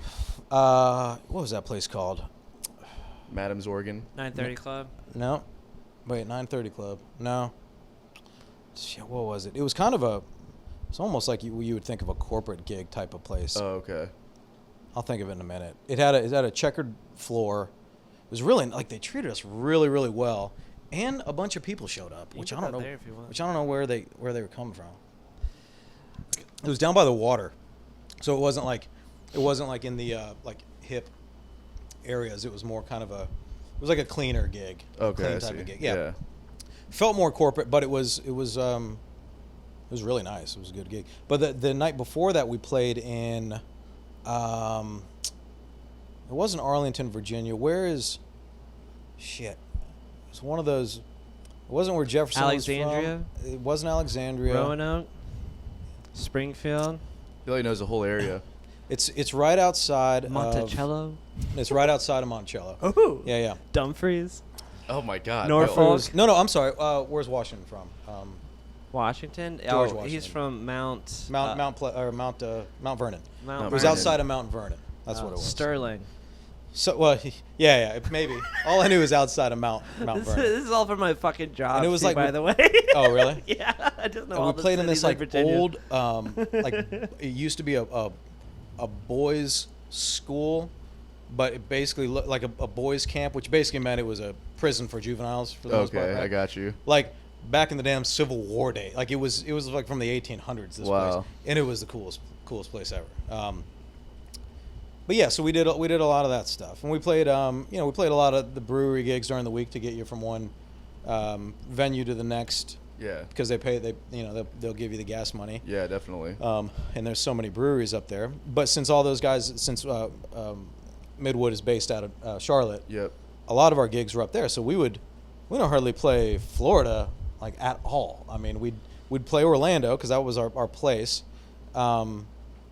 We didn't hardly play Tampa much either because I didn't really have much of an interest in going over there. We played the River. Sucks. Yeah, No, you we played the Riverwalk Yeah, thing a couple times. Let's not say that right now. 'Cause Whatever. We're working on an album release where we might have to go there. So. Yeah, I mean, Don't have there to. was there was a couple places that used to be pretty. Oh wait, what's the place out in like the jammy place? Skippers. Skippers. Skippers Yeah. was always good. The noise ordinance there thing is kind of tough. They shut down though for COVID. I heard that, yeah. Who are you talking? Where? Skippers. Skipper Where? Smokehouse. Skipper Tampa. Smokehouse up in Tampa. Oh, in Tampa. Yeah, I never I always heard of that. loved playing there because I mean Tom was great, and it's just a really cool venue. Yeah, and all they got all the touring bands at at that level were Yeah. playing there. That was the spot. Wicked good grouper sandwich. It was just really good. But yeah, so we did that, and I mean we played some good festivals. We played Floyd Fest. We played Front Porch Fest. A couple of the other ones up in the Carolinas and Virginia, and it was a lot of fun. So before the touring stuff, when you were cutting, this is all with the Volts, or is this before the Volts? No, this is the Volts. This is the Volts. Well, so when I was recording it, there was no name for anything. I was just recording music. But then once I decided to put a band together, I was like, all right, well, I need a band name and something to release this under. I kept my name in it to begin with because I already had the Spotify, I already had the account or whatever. So I was like, yeah, I'll just release it under that. So made it Kevin Maines and the Volts, which oddly I checked on the internet too, and there was only like 2 other the Volts out there, which I was like, there's got to be thousands of these. It was like 2, and they had under 500 followers, so I was just like, out of here. So we got that. So the guys that you hired to go on the road with you, they didn't play on the record. No, I think Greg, my bass player, may have played a little bit. So the drummer on the record is a guy named Nick Ritchie. He's in a band called Fat Night. Okay. Have you ever heard of them? No. They're out of Orlando. They do pretty good stuff. I don't know what they're doing nowadays, but fantastic drummer. And then, like I said, I brought in kind of just all of my buddies. Matt's on a couple of the songs. Yeah. Shout out to Matt Lapp. Matt Lapp. Shout out to I Matt miss Lapp. you, dude. Come back to my house. He was I've seen him in a while. He was on here a few months ago. Check out the full episode on YouTube. Yeah. Yeah. It's a fun episode. Funniest person I've ever met in my entire life. Yeah. Without a doubt. Yeah. He's very funny. Yeah. Yeah. So was there what was? I guess I'm trying to say, like, what was it like when you were not having the guys that you were touring with actually on the album? Did that cause any kind of weirdness, or was that ever like an issue? No. So, man, I've never hardly had any band drama, just because, I don't know, maybe my vibe isn't conducive to it. You have a very chill energy. Yeah, Even well, right now, like, I'm very calm, even though I shouldn't be at the moment. But Yeah. Oh, thanks. Yeah. I feel like I try to do that. Well, I don't know. I'm a grown up, Yeah. so that helps. I refuse to deal with kid shit like up on the road. If I was 20 years old on the road, I'd be doing kid shit. Yeah. But like we're on the road and I was 37 years old. I'm like, yeah, man, we're grown ups. We're not gonna act like kids. And so I don't. And so everybody else in my band was a grown up too, though. So there wasn't any of that shit. So it was nice. It was everybody in the band got along great, because actually my bass player Greg Jungbluth is how you say his name. He's like my guy as far as music goes. I don't know if I'll ever have a band where I don't put him as the bass player again. He gets me. He's got a great ear for music. He's super eclectic. He kind of anchors me a little bit. Love the guy, and he might come up here and work for me with my business soon. So we may have another bass player in Jacksonville that I'm sure will need a lot of gigs, because I'm not going to play all of them, because I'm not playing the fucking bars. I'll hire him. He's a monster, fantastic player. And well, he had a drummer that he'd played with for years, a guy named Joey Lana, who's kind of an Orlando staple and played with a lot of bands. And Joey came in, so they were like immediately locked in, those two. They'd played in like 3 or 4 bands together, so it was quick. I didn't even have to. I mean, they knew each other better, and the music better than it would have taken me 6 months on day one. So that is there. So the only issue is obviously I had to find a keys player, because with this particular album, my first album, which is called American Hustle, that album was Easy, bud. Easy, cuz. Get off. We're close to side hustle now. That was it. Which, by the way, trademark TM. Yeah, TM. How much do I owe you for that? No, that's right. Well, Apparently- slide. I like you, all right? Yeah, apparently This papers one's have been filed for side hustle here, and I can no longer use my album name. I want to say before you go on to the all that stuff, that's a really great album, by the way. American listened Hustle? To, yeah. Oh, I listened thanks. to it, and did you record all that from home, or? No, so that was done with a producer named Justin Beckler, who's I was gonna say, it sounds like there was a producer on that one. It's very shiny. Yeah. Yeah. He did a lot of his work with Tony. Shit, I forget his last name. He's a kind of a big time producer that does a lot of the like really popular rock bands, like Shinedown. I think that's a thing. Okay. Right? Yeah, Shinedown from Jacksonville. Oh, are they? Okay. Oh yeah. Yep. Bands like that. He'll take bands like that, and like he can get meetings with with Sony or whoever, and they sign any band he takes to them. Okay. And because all he does is produce radio hits. Yeah. So it's all very clean. Yes. Yes. That was instantly I noticed. I was like, they brought a producer onto this one. So that's kind of Beckler's style, which at the time was really, really good for me. I mean, Justin is an incredible producer. He produces all of Kaylee's music, and that's how I met him, because I was working a lot with Kaylee at the time.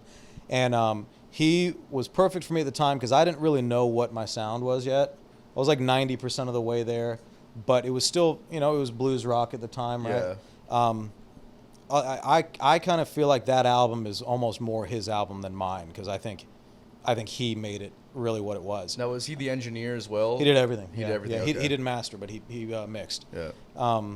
Yeah, so he did that, did a really good job. And then, so you'll hear the contrast from that album to the next one, because the second album, I wanted it to be a lot more raw, not quite as shiny, not quite as slick. But secondly, the music I wrote for the second album, Raiders on the Southern Wild is what it's called, is way more complex than that. There's a lot more going on. There's competing melodies going on. There's like 4 or 5, if not more, background vocals on every song. That's what I was gonna say. Is that one seemed like it was? You must have taken a lot working with Tony on the first album, because that one sounds like it was also produced by somebody.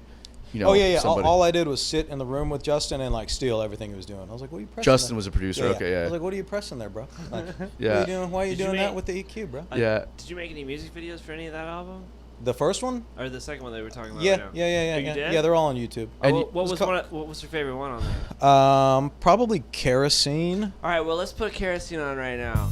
Oh, Lost in a fog, searching for ghosts. Been walking for days, all I found was smoke. I looked to the stars, they turned me around. Can't touch the sky with my feet on the ground. Oh, I can feel it washing over me. Like calm before the storm, like wind through yonder trees. Oh, tell me, baby, why you treat me so mean? 'Cause you light me up like fire and kerosene. Kerosene. God damn it, Kevin! did I just Changed ruin my it? fucking life. That was amazing. That was the best music video we've ever seen. Yeah. Yeah, And thanks. I was in Thriller. No shit. Yeah, I Wow. was. Were you the guy in the red Jumpsuit. The red jumpsuit, jumpsuit? yeah, Red and yeah. black? The glove. With the cat eyes at the end. You're a little more Guys. ginger now than you were then. Well, he had an Just operation, a lit, though. right? A lot, right. Yeah. Yeah. He had an operation. so- Right. Right. Yeah. I Operation. had an operation. Yeah. They give you Oh, man. painkillers for that operation? Probably too many. Yeah. Yeah, they did. Just trust me.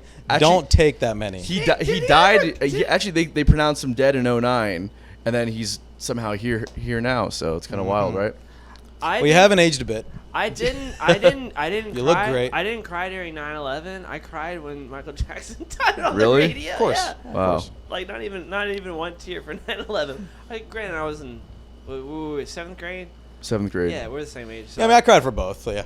No, I didn't. A lot. I cried for 9/11. I didn't cry probably cried more for 9/11. I definitely cried a lot for 9/11. I Way, didn't cry for way Michael more. Jackson. I Yeah. still remember. Yeah, I was delivering pizza for Papa John's. I was in my car, and then they put on fucking Billie Jean, just like letting you know Michael Jackson's dead. What- I'm tearing up right Bro, now. like the thing is with Michael Jackson is that I always really appreciated him as an artist, but I also grew up in the 90s when all that shit was stuck to him about the pedophilia stuff. Right, right. So it was always hard for me to wrap my head around getting behind his music. Yeah, I got the pre stuff like before Yeah, before the shit came down. Exactly. Yeah, yeah. So I always I listen to his music and I'm blown away. Obviously, it's just from a musician standpoint, but also from a kid who grew up just always seeing that in the news. I was okay. Well, I don't get why people love him so much. yeah, of you know? course. Anyways, your album, Yeah.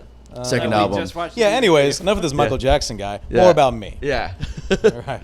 What were we talking about? Oh, well, yeah. So the second album, Yeah, so I put it together in such a different way because again I wasn't writing the same way, left to right, with a guitar and sitting on a coffee table. I was in the lab myself trying out horn lines and I could sit there and try out. This was the kind of thing that made the album and I could sit there and try out different harmony lines vocally, and I could try out different literal words because it was just me in a room. So I wrote the lyrics to those songs basically while I was singing them. If something didn't work, you just change it right there on the spot, as opposed to even if you got somebody else in the room, even if you're not like paying money for studio time, it's still like you got somebody else there, they're the producer, you come prepared and you sing what you've got. Right. It was just total freedom of expression, and you can hear it especially in a lot of the vocals and background vocals because, like I said, at the time I was listening pretty much exclusively to D'Angelo. I'd say like 98% of what I was listening to at the time was D'Angelo, so that obviously starts to come out, and so that was really kind of my center for that album, which everything else up to that point my center had always been the Allman Brothers, or the stuff that I kind of grew up with. Right. At that point I was really kind of stepping out and listening to Prince and listening to a ton of Funkadelic and doing a lot of that. Like that's where all that chaos comes from, that controlled chaos of, you may even be playing a happy song, but you give it this hint of, I don't know, mystery, or evil to it. Yeah. You throw in one bar where you just go to a diminished fifth. Yeah. To where you don't even really notice it, and then it goes right back into your major stuff. But that one bar just kind of clicks it in an odd direction. It's that tension and relief thing. It's the tension release thing, yeah. But if you do that right with a lot of those kind of really swelling, soulful vocals, because I grew up singing in the church. That's where I started singing. So I guess like I didn't start playing music till I was 21, but my dad was the church, the head of the church choir. So I was in church all damn day on every Sunday. It was awful because wrestling was on, and I wanted to go watch wrestling. But yeah. I'd go to my mom's Catholic church in the morning, and then I'd go to Dad's Methodist church after that, and then we'd stay, and I'd go sing in the choir. That is wild. Yeah, and I had my brother and sister, so they'd sing in the kids' choir. So that was earlier, at like 3, and they'd do an hour, and then I'd go at 4, and then my dad and the grown-ups choir would go. So we'd just be there. Oh my God. Yeah, man, I'm just trying to get back to the house to watch Coco Beware. Kill it off the top rope. Because in those days, Sunday afternoon was the only time wrestling was really? on. Yeah, Sunday Raw. Yeah, when I was a kid. I remember Monday Night Raw. This was pre-Monday night. Yeah. It was only Sunday. It was on Only USA Sunday. Network. It was on Sundays. That Wow. was it. Yep, and there's Hogan, and it was Brutus the Barber Beefcake. Man, it was crazy. And my parents didn't let me watch it, but of course I'd figure out a way. Yeah, of course. But yeah, so I started singing like that. But granted, as soon as they let me have a choice, when I was like, 11 or 12, I was like, all right, see ya. Yeah, go and play baseball. It's a problem sometimes to do it with starting kids at such an early age with music. It's like they haven't discovered that passion for themselves yet, so they equate it with like a chore. Yeah, with a chore. Yeah, absolutely. And that's what it was, just a chore. I didn't listen or pay attention or care. And it wasn't like it was Methodist choir, so it was it was Amazing Grace and How Great They Are and things like that. It wasn't there was no tambourines going in. It wasn't like I grew up Methodist too. Did you? Yeah, we weren't doing Mahalia Jackson or anything, right? Like, yeah, the stuff that I listen to my now. Soul, over and over again. Yeah, that's right. We weren't doing the Mighty Clouds of Joy or anything. Nothing's changed since John Wesley invented it back in 1880. Yeah, that's right. Nothing. That's nothing. Sounds awesome. Yeah. Great. So that's how I learned how to play piano, was through the hymns. Is that really? Yeah. Yeah. A lot of major chords. Yeah, a lot of major Yeah. chords. I can tell. I always will never ever. I guess everybody else triads. who's a musician is like, yeah, we all know what a 4-1 is, but I'm like, that's amen. Yeah, everyone right. knows that. Yeah. That's how I remember 4-1. Yeah, absolutely. But so I've always kind of had like a hint of that in me. I'm not a religious guy at all, but I do draw a lot of kind of my music stuff from the feelings of gospel music and spirituality, things like that. How could you not? How could you not? No. Yeah, I mean, if you don't, you're kind of missing something. Yeah, especially if you grew up in that world. It's inevitable. Yeah, it was Ocala, Florida. It was Ocala, Florida. Local Oaklands. And so I put a lot more gospel feels into the new record, a lot more kind of, breakdowns with the tambourine. Yeah. And a slide guitar and, stuff like that. And then just just bars and bars of just voices. And you released these albums in the same year. No, these albums were 7 years apart. Really? Yeah. American Hustle was 2011. Raiders on the Southern Wild was like 2017. 17 was 17? That's what Spotify says. Okay, yeah. But there's another one that you released in 2017. It says that you have 2 albums out on Spotify that both came out in 2017. Oh, that's just because I had to bring that one over because it was under a different band name. It was under the Kevin Maines band.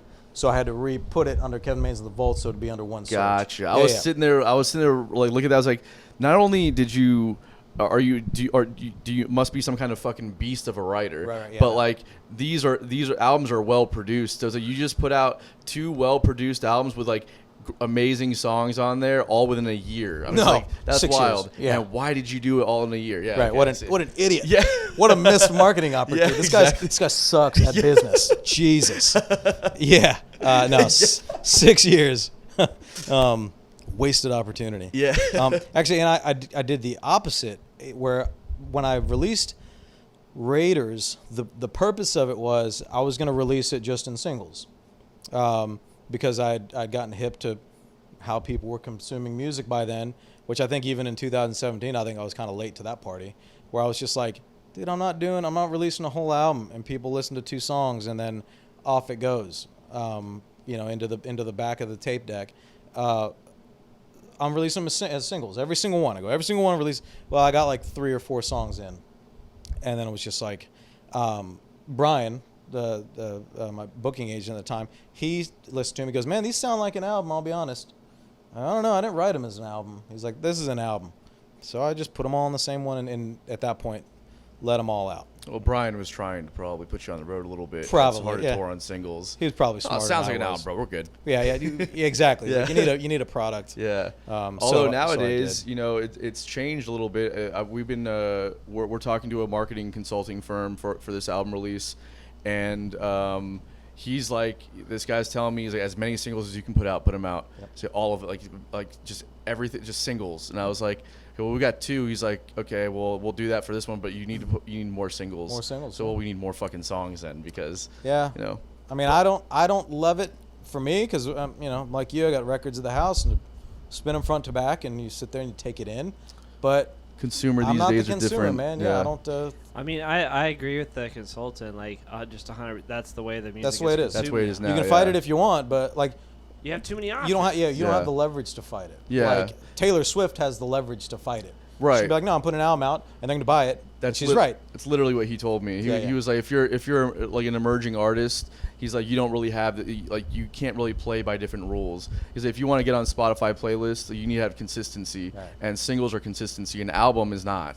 And so if you're like Taylor Swift, like as reference, it's like you don't have to worry about those rules. You're established, and people will buy whatever you put out. 100%. Whenever you put it out, She can fart into a mic, and she put out, and she's selling 1 million copies of that fart. Yes, exactly. Yep. She put NFTs also with that. She'll put the NFTs on there. She put out 3 albums last year. Did you know that? She did. How many did Corey Wong do? 11. That's in 1 year. What? And I mean, they're all really good. I mean, very well produced, very well written. Well, you can't really not say that about Taylor Swift either. I mean, that's like the most produced thing ever. but she has probably like 10 times the budget at least that he has, and also has the staying power because of her longevity in the career, or in her career, versus him, who's like more of an emerging artist. I mean, compared to us, he's very successful. But who really cares? Because it's still, at the end of the day, the only thing that you can consume is the end product, right? Yeah, but I'm just saying that it's more impressive that he put out 11 albums than her putting out 3. But is it more impressive if the music isn't? The music is all the same. It's not all the same. No, I mean in comparison to Taylor Swift. It's her music's probably more similar than his music. That's not what I'm trying to say. I'm saying if it's all like sounding amazing and like top quality professional stuff, who cares? Yeah, I just think from an artist perspective. No, yeah, obviously I get that. From a marketing perspective, it's kind of wild that he did that, and I probably would have backlogged. So here would be your main difference, right?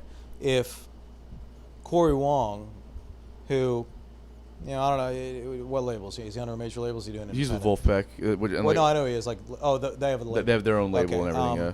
So, even with how successful those guys are in that realm, I can't imagine that a budget for an album like that is more than like $20K. 25. I don't know. So he has some acoustic albums that he put out, and then also some of those albums are live albums. And then he also put out like a meditation album that he did with John Baptiste. But if you listen to, he's got like 2 or 3 albums he put out last year that were straight up pop records. By albums, though, you don't mean records. Like, you don't mean vinyl. You not mean vinyl. They hit spot. Okay. That's like, what I was gonna say was Corey Wong can't get 11 albums pressed vinyl in 1 year. No. Taylor Swift can, because she can call the players and go, bump me up in front of everyone. Yeah. Because here's an extra $50,000, and the literal vinyl company presses her albums immediately. But her fan base won't buy those though. Her fan base aren't going to buy vinyls. The only reason why I brought this up in the first place is because you were talking about how the media consultant was like, do singles the whole time. So was well, no. It was basically, I mean, also like an album, obviously, as well. But what he was saying is like you want to put out as many singles on the album as like you can. You want to have a single sandwich. I'm gonna start calling it that. Yeah, you want to have the album art. You want to have the actual single. That's good. And you should be the marketing consultant. Video. Thank you. Single sandwich. A single That's sandwich. gold, Thank you, brother. And dude, that is gold. And then have it all as like, here you go. Who's ready for a single Take sandwich? A fucking bite. Yes. Hold the mayo. Yeah, that's what it is. But also extra mayo on mine, please. Yeah. But so, and then have the album for you to sell. But like in this day and age, I'm telling you, like that's the way to do it. Yeah, but it all as an emerging artist. Yes, but it also goes deeper than just a consumer, and I want to touch on this because I think it's important information. That the reason why you release singles in that way is that you let the single simmer for about a month. Yeah. Then you release another single, and then you release another single. Yeah. The reason why you do it that way is because the way the Spotify playlist, like the way you get on those playlists is by the consistency. Right. So if you don't put out an album or a single within 12 months of each other, you get off of those playlists. Like of course. They don't, especially if you're an emerging artist. But I'm just saying this, like, do you think that's a good strategy? Is that you have a 12-track album, say, we're gonna present it as an entire album, and be like, no, just do 12 sandwiches.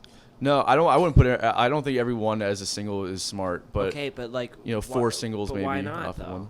I don't know. I'll talk to the consultant about it. That's what I'm trying to say. Like maybe if that's you better give me the fucking answer. We're spending money on this thing. You know what I mean? No, and that's fine. Obviously, I'm gonna need you to be very sure. Yeah, I'm gonna need you to double check your math. Yeah, I'm not trying to say me personally. Like obviously, like as a part of the creative process is making an album from start to finish. Like the best albums of all time are the ones where you're like, fucking A, that was like watching a movie. Like, you fucking Wish You Were Here is like the best start to finish album 4 songs. Yeah. Yeah. Well, don't. Okay, just saying. You put like 8 parts per song. Yeah. Anyways, but that's what I'm trying to say. Like, should we switch it up and just be like? I think after this album, I think we're gonna start hitting with singles. Once, and it's $100 for the album. You can prototype this idea, right? Like you can release 1, or release 2, get to 3, and see how it's going. Yeah. If you see your numbers kind of going up, you feel like there's more buzz into it, and then you go, okay, well, we're gonna try one more and see if that trend continues. If it levels off at some point, you go, well, okay, if we got a 10-song album, we've released 4 of them as singles. All right, now you put the record out. Yeah, now we'll put it, if you've got other stuff timed with it, and I say all this stuff like strictly from a what I'm looking at as from a business type idea. Yeah. Keep in mind, all of this that we're saying is why I'm never going to sell another album ever, because I'm not participating in any of it. Yeah. I'm not doing any of it. I'm not doing any algorithm shit. I'm not doing any fucking math with my music. I'm just putting music, and it will fail. Like I'm not doing any of that shit, and it will make it so that less people listen. I don't give a fuck. I'm not doing I love math. I do math for my regular job. Yeah. Right, with building guitar pedals and shit. I don't want to do anything for my music. Yeah. And I will say this though, I've found in the past that the less fucks I give about anything outside of the music, the more people show up to my shows. Yeah, it is weird how that happens though. It's like the less I try for things, the more things just seem to fall into place. And I'll say I'm playing hard to get with my music career. Yeah, right. And the hot girls coming up and wanting to date my music career. There you go. You know what I'm saying? I guess. But I think that I don't know.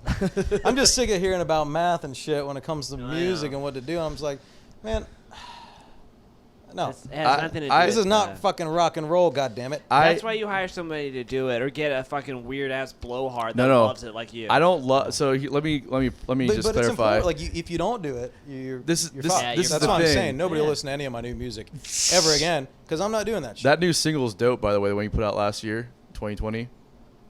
Did I put music out last year? Something on your Spotify.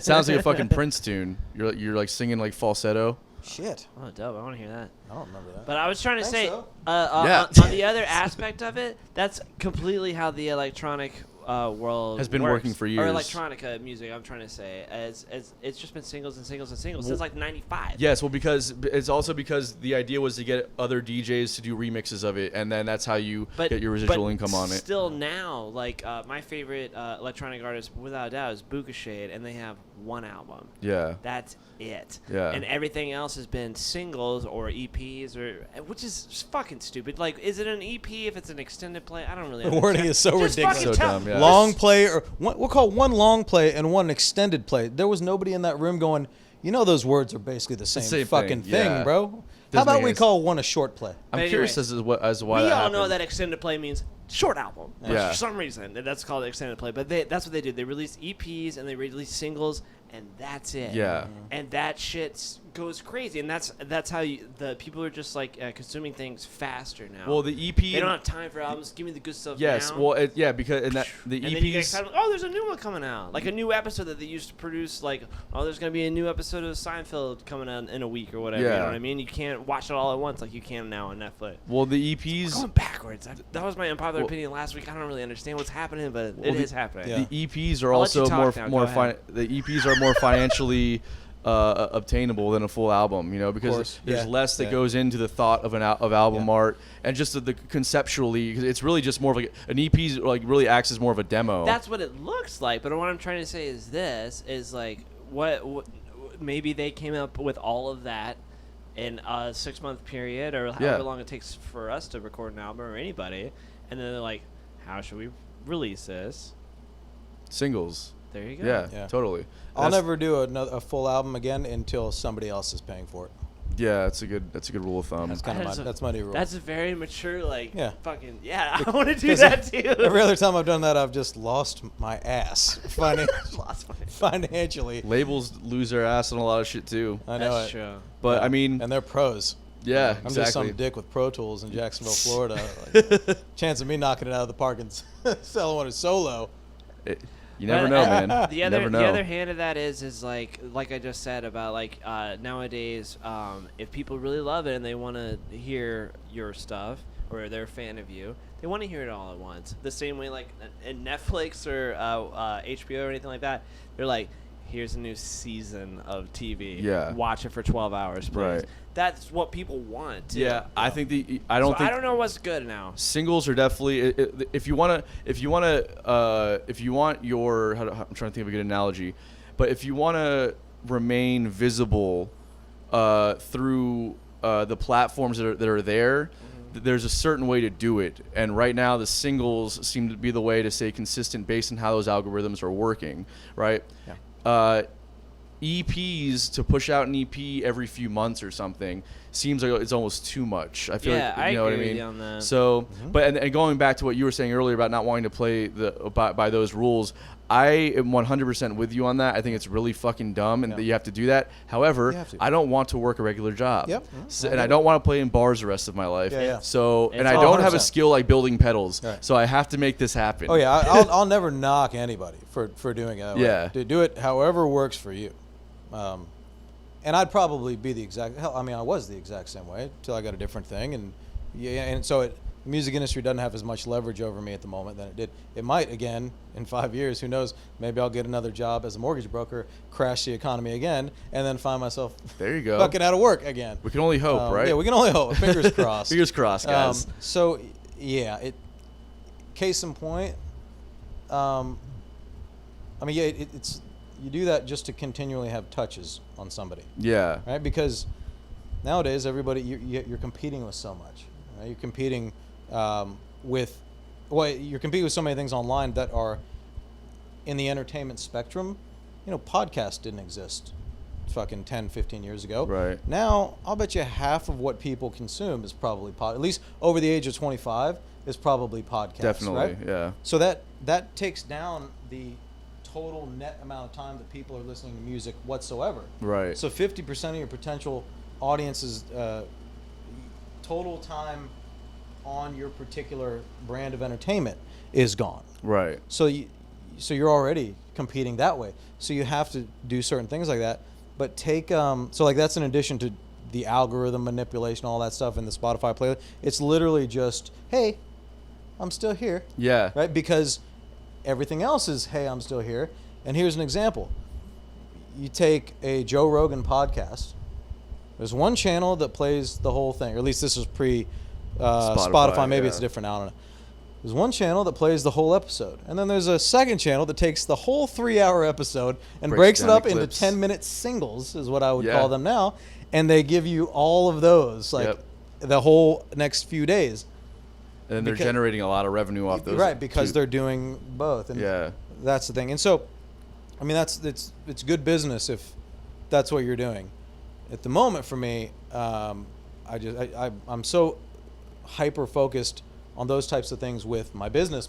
Yes, so I just want to get into music, that. Yeah, if I do music, I'm going punk rock.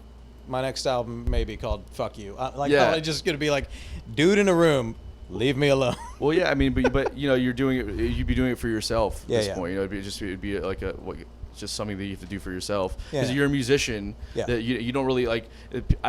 I think people are aware of it, but there is something to it where it's like you have like a musician is really just the like having the ideas in your head, and then like whatever instrument you play is just kind of like the tool to get it out. Sure, yeah. So like you play an instrument, you have the ability to work software, and you have these ideas in your head, and you have the ability to get them out, and like you can't help but get those ideas out. Well, they have to come out in one form or another. Whether you do it for yourself or for the masses, you're gonna do it. Sure, yeah, it's coming out regardless. Yeah. And I already have the gear, so I'm just gonna record them. Yeah, exactly. I bought the gear 5 years ago. There you go. It's just sitting there. So what do you use to record digitally? I'm grabbing a drink. Anybody else need refill? Yeah, please. No, I know what you'll do. Here you go. You haven't done that in I was about. just gonna bring the bottle in here. Oh, that's a good idea. Just do that. I got a Coke in the fridge. What do you mean? What do I use? Well, because I like recording digitally, or not, I should say like which DAW or which? Yeah, which DAW do you use? So I usually Logic now. You use Logic? Now I do, only because it's just me. When I was producing some other people's music in my little, my little den there, I had a Pro Tools subscription just to have it. I still haven't gotten to mess with Pro Tools at all. But it looks like that's what every time I go to a studio, they're always using all the Pro studios. Tools. Yeah, that's the only reason I had it is because all the big houses had it. So when because the way my band would do is we'd go to a big studio to track drums, just drums, for the day. So it would just be, thanks. So usually we'd all show up in there, but I'd have the song, and also bring the makers. There's a Coke in the fridge. Sorry. I'd already have the song like pretty much done in Logic at the house, and then I would take the drums out of the mix completely, and then I would just bounce that MP3 or wave to the studio. So then the drummer is just playing to the entire actual song, and I'm just in the booth. So that way I don't have to play with the drummer, so I can produce them. I can guide him. I can direct them a little bit, right? Yeah. So we'd record drums in the big studio somewhere, and they're all running Pro Tools. So instead of have them bounce the tracks down and then me import them into Logic, I was just like, fuck it, I'll just have Pro Tools at the house, because you can do Pro Tools now for like what, $30-$35 a month or something. Really, that's that cheap? Really? Yeah. I didn't know It's that. that cheap. So I think it's And that's not like some like light version or whatever. no, that's the whole thing. Wow. Yeah. You can buy it if you want for like $1,400, Yeah. or you can get it monthly for $40. Don't get Or me you can just started. buy Logic for $200 and call it a day. Right. Right, And so I would have both. So I'd have Yeah. Logic in the house, and then I would buy this Pro Tools subscription while we were recording. So I'd have it Gotcha. for like 3-4 months. I see. Okay, Right? that makes sense. Yeah. Yeah. So because at that point, like I said, all the writing for the songs had been done in my house over the course of months or weeks or years, whatever, and the songs were done, and then we're just tracking, bring Pro Tools in, track everything for real, whether it be, like I said, just the drums in the big house, then everything else was done in my little B room in my in my condo, you know, and I lived in a place that it was basically, it was a condo, but it was like an old folks home. I mean, it was almost, I think when they built it back in the 60s, they tried to get it zoned to be a retirement home. Okay. Didn't happen, but still, like, nothing but old people live there. So my neighbor was like 85. The guy downstairs was like 90. And then the other one was empty. So they were both deaf. You couldn't hear Basically anything. deaf. So I'd be up there just super reverb on 9. No way. Ripping. I had a whole horn section in my condo. And I'm calling Ruth, my next door neighbor Ruth, and I'm like, can you hear that? She's like, can't hear a thing. Oh my I was god. like, okay, I just want to make sure because it's like What? 10 o'clock at night and we're downtown, you know, Orlando. So you recorded that? So this is the last album that you put out? Yeah, Raiders. You recorded it in a condo. In a condo, yeah, in a closet. And where were the other guys at? The other one was in, well, it was in the same situation at my producer's house, Justin Beckler. He lived in a Okay. little townhouse. Okay. So all my albums, other than the first one, like the first one that nobody's ever heard because it's garbage, was in this big, beautiful wooden studio with they had this awesome, you know, airbrushed picture of like something you'd see on the hood of an El Camino, like a woman holding an eagle on fire. Nice. It was awesome. Yeah. I think Molly Hatchet built that studio back in the days. Okay. That's what the rumor was. Who knows? Yeah. That was the one we paid like $1,000 a song just to Right. do it. Came out, and it turns out you can't put lipstick Can't on a polish a pig. turd, You yeah. can't polish a turd. It just, my songs sucked, so it's shitty. Well, so that's very. I mean, like listening to the album, I would have never guessed that it was done in that way. technology, buddy. Yeah. It's pretty great. I mean, I had Roosevelt Colliard in that condo recording for, I forget which band it was, South Florida guys. Lee Boys, No. It wasn't his band. It was a different band. It was a jammy band. I'll think of it in a minute. Electric Keef. No. From South Florida? Yeah. The main guy's name is Jeff. Damn it. I'll think of it in a minute. I'm terrible. I have a terrible memory. Not the Happy Campers. No, No. they're from Orlando. Oh, Yeah. sorry. Red hair, red curly hair. Oh, glasses. Heavy the Pets. reality. Yeah, Heavy Pets. Yeah. Yeah. Oh, jeez. They're So- from, they're from Tampa. Yeah. So, I'm Tampa. not from around here. No, Heavy Pets are from South Florida. He's from the South Bay- Florida. Yeah, that's right. Yeah. Red hair like yourself, but Yeah. just curlier. Ginger guy. Yeah, ginger guy. No soul. Yeah. Not even an ounce of soul. Just kidding. Great guy. He called a buddy or whatever, asked if he knew where Roosevelt could record. Anthony called me up and said, "Hey, can Roosevelt come record your house?" I said, yeah, sure. Like electric? He goes, yeah. I go, okay. And he comes in, and like I said, we cranked the amps up, and I've just got Roosevelt Collier in, just like ripping guitar Yeah. in my condo, and I'm sharing 4 walls with people, and I'm just like, can you guys hear this? Ruth's like asleep.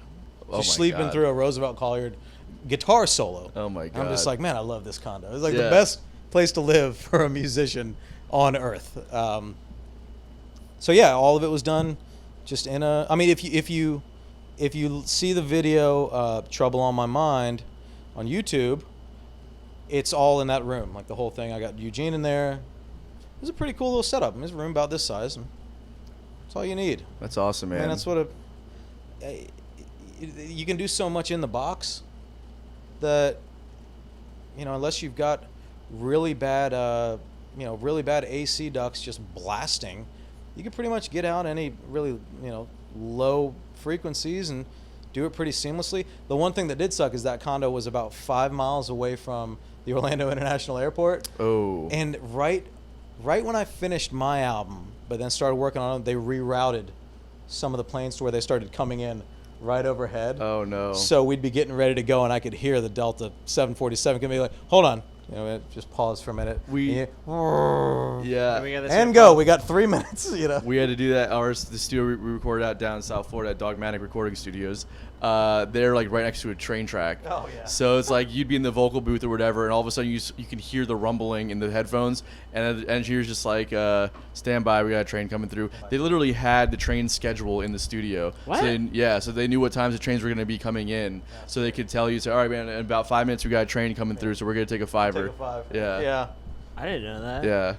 I brought my Well, don't forget your mic. Yeah, sorry, my bad. It's my first time No, talking, I'm talking or singing into a I'm mic. producing the hell out of You're this producing show. the hell out of this show, bro. Crushing it. That's right.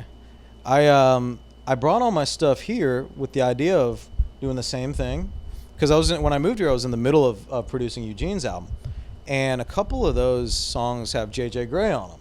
Well, luckily this was pre-child, where my studio once was.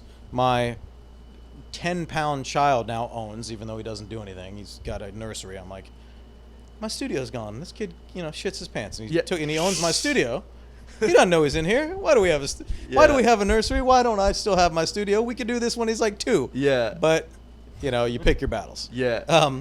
So my studio is now got a crib in it, and I got moved down to like this small little studio in the side of the house, which is basically an all glass room with a air conditioner that sounds like a Black Hawk chopper taking off every time it goes. It's like, wah, wah, wah, wah, wah, wah. So it's done. And I live in Avondale, so that train right on 17 seems to run at a much more frequent rate just all the than time. every other train. Just is it just in a circle? Is it just a circling circle train. track that just... Always a train on that I live fucking- right next to it, but it's mostly That's at right. night. You're closer than I am. I am, yeah. Yeah, it is mostly at night in the mornings. No, because I used to work. I worked from home and worked night shift for forever, and that's what I would notice. It's always at night. I never hear it in the daytime. Yeah, it does pretty much stop. I know at the end of the that Amtrak comes at 4 p.m. I'm a on musician. Sunday. I record mostly at night. Yeah. That is true. Yeah. I had the cops called on me for playing piano too loud at 2 o'clock in the morning here. Really? Yeah, piano. Did you know that? Well, in you were also Italian, singing, right? In Italian, that piano is Italian for soft. I'm sorry? That's what the word means. Is soft. Piano means soft in Italian? Yeah.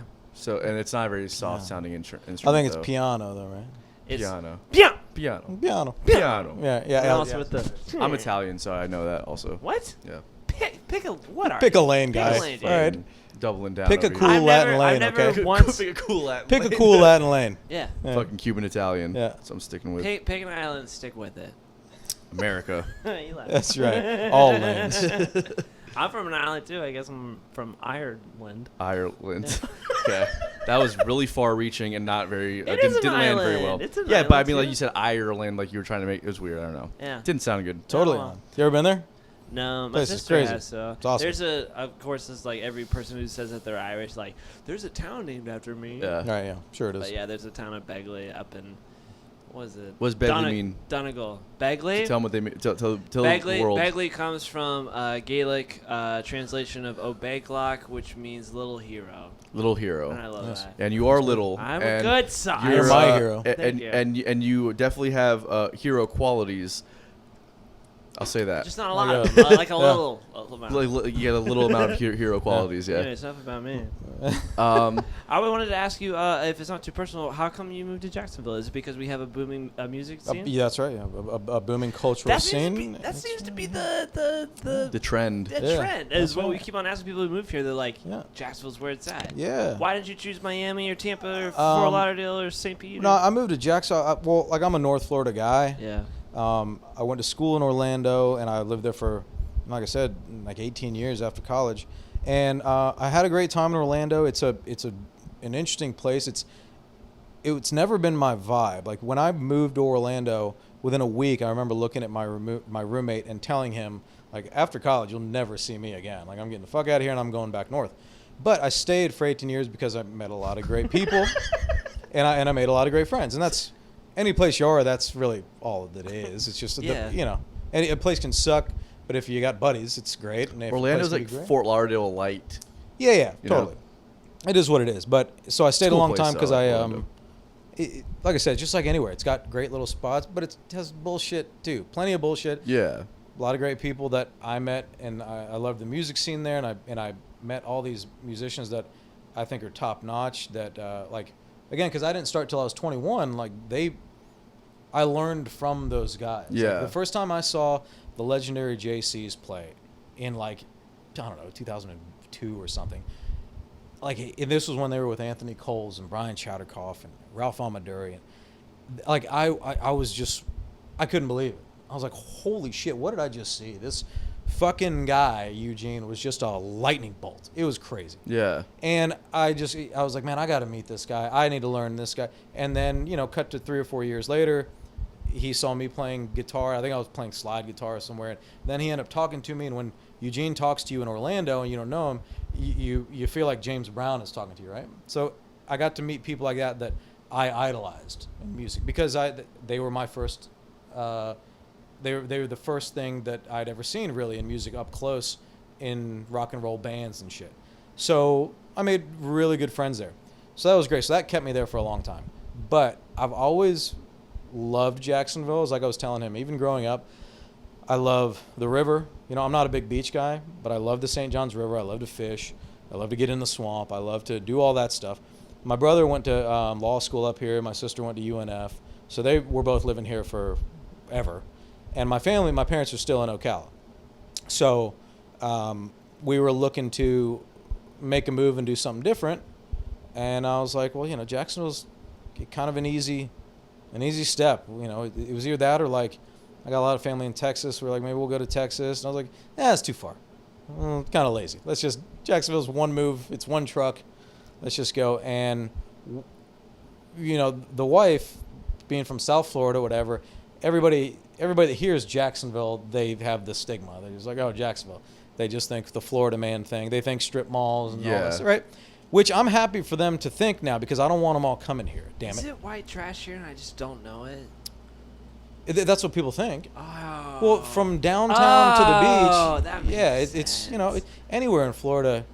Once the developers took their hooks to it and turned any type of wilderness into a strip mall with the Pep Boys, like that's just what it's going to be. Yeah, okay? That's what happens. Except for South Florida, somehow, cause its proximity to Cuba has made it pretty. A lot more culture. Culture. A lot more drive-bys. A lot of that. I'm half Cuban too, so I can say this. Yeah, really? I'm half Cuban from Pembroke Pines. Just like me. Yeah, we're half of the same quarter. Probably came here on the same boat, honestly. Probably, yeah. I'm just joking. My dad had money in Cuba, so they flew here. But I mean, you know, whatever. Teach their own. Well, at least somebody's dad had money in Cuba. Really? In Cuba, I emphasize. Yeah. Good for you. Yeah. Have you ever tasted heaven in a glass? Do you pine for the hoppiest brews and palest ales? Do you like food? If so, then Wicked Barley is the oasis that your mouth has been wishing for, walking into the complete barren wasteland that is your life. Wicked Barley is located in Jacksonville, Florida, nestled on the banks of Goodbeast Creek. Wicked Barley aims to provide its guests with a wicked experience, offering over 18 house-brewed beers, ciders, and meads on tap. They also have an expansive gastropub-style food menu, including burgers, salads, sandwiches, and more. Whether you are a newcomer or a craft beer connoisseur, there's a little something for everyone at Wicked Barley.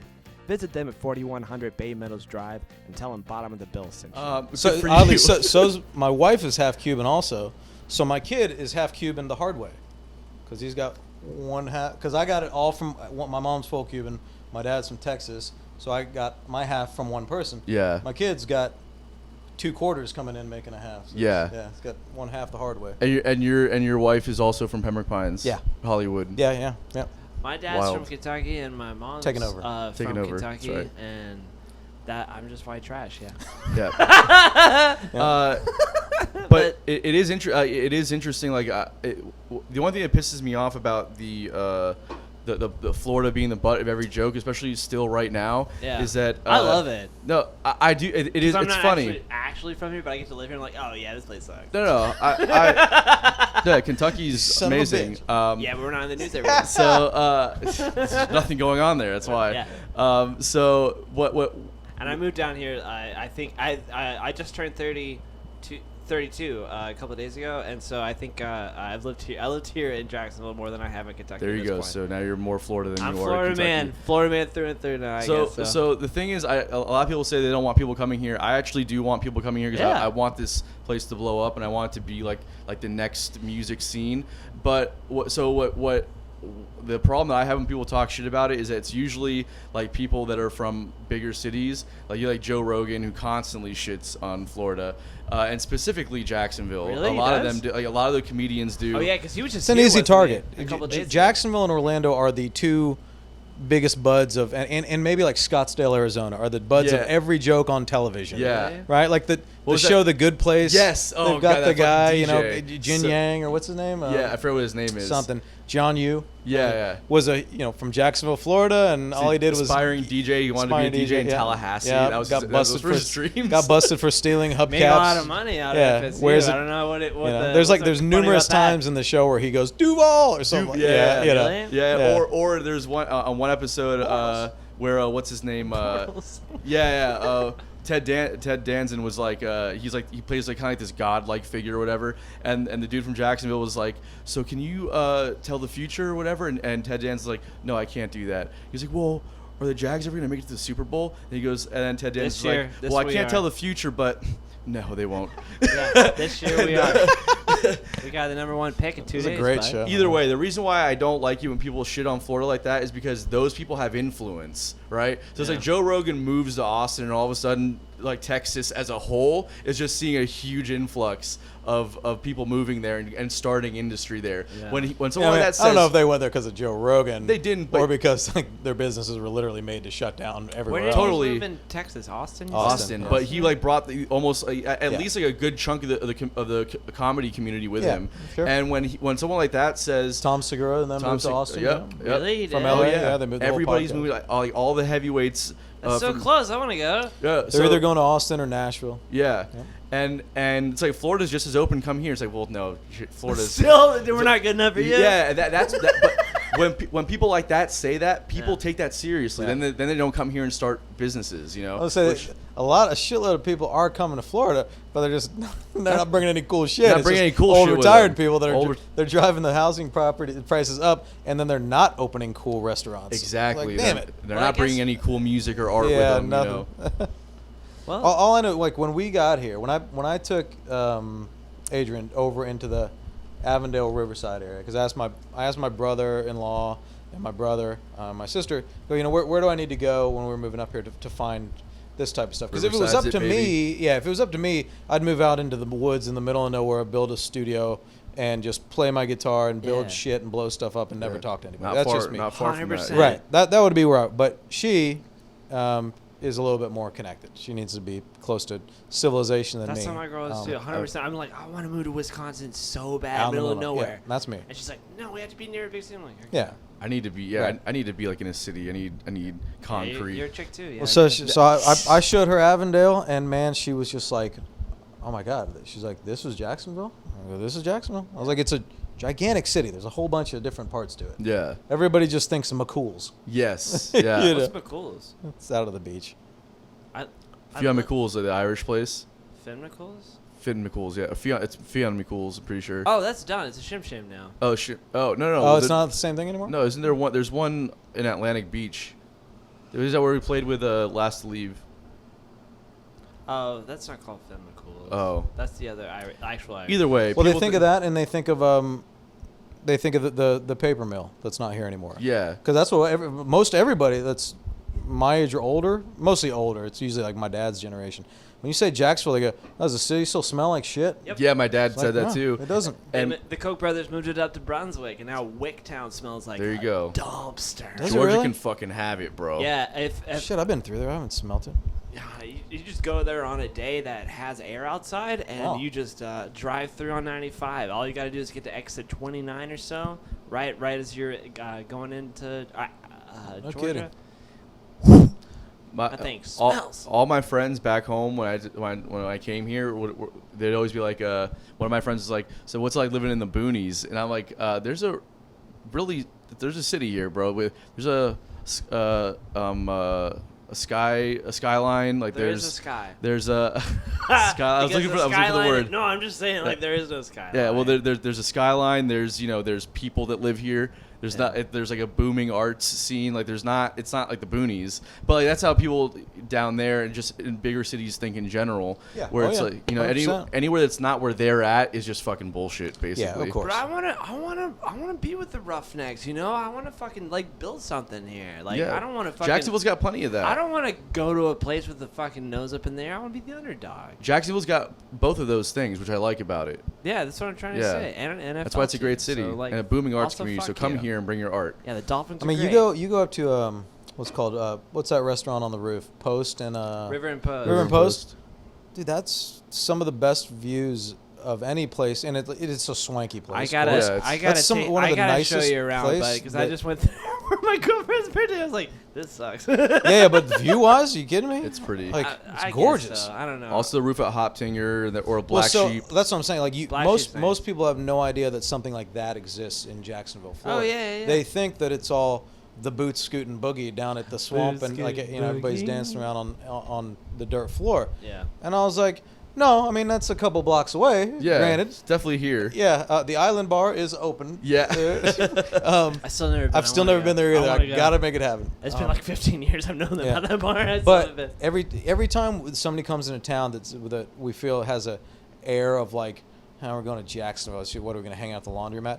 We take them to River and Post, and they're like, oh shit! And then like the drinks come, and the drinks were $6 a piece or whatever. That is true. They go, you tell me this drink wasn't $45? Yeah. No, it wasn't. You have to fucking pay $50 entrance fee and then pay for parking on top of that. And not shit on River and Post. They're like, we don't have to wait. I was like, no, we so just many go. better We just walk up there. Around River and Post is good too, though. It is good. I'm trying to get a gig there. No. That isn't what I was trying to say. He was just trying to say the view there is incredible, and it is. Don't get me wrong. I'm just saying like there's like wow, that's like your incredible view that you think of. Like I'll show you a couple other places around town. That are even better. I'm up for it. When we moved here, and then 3 months later, the city shut down. Yeah. So I mean, granted, I know every bartender by name in the Avondale shops at this point, but like Riverside shut down, which is dumb. I only got to go to Blue Dogs like twice, and then everything shut. Well, and then then she got pregnant somehow. So that the Immaculate Conception. Immaculate Conception. You That's just right. yelled Jumanji. That's right, and it happened. It happened.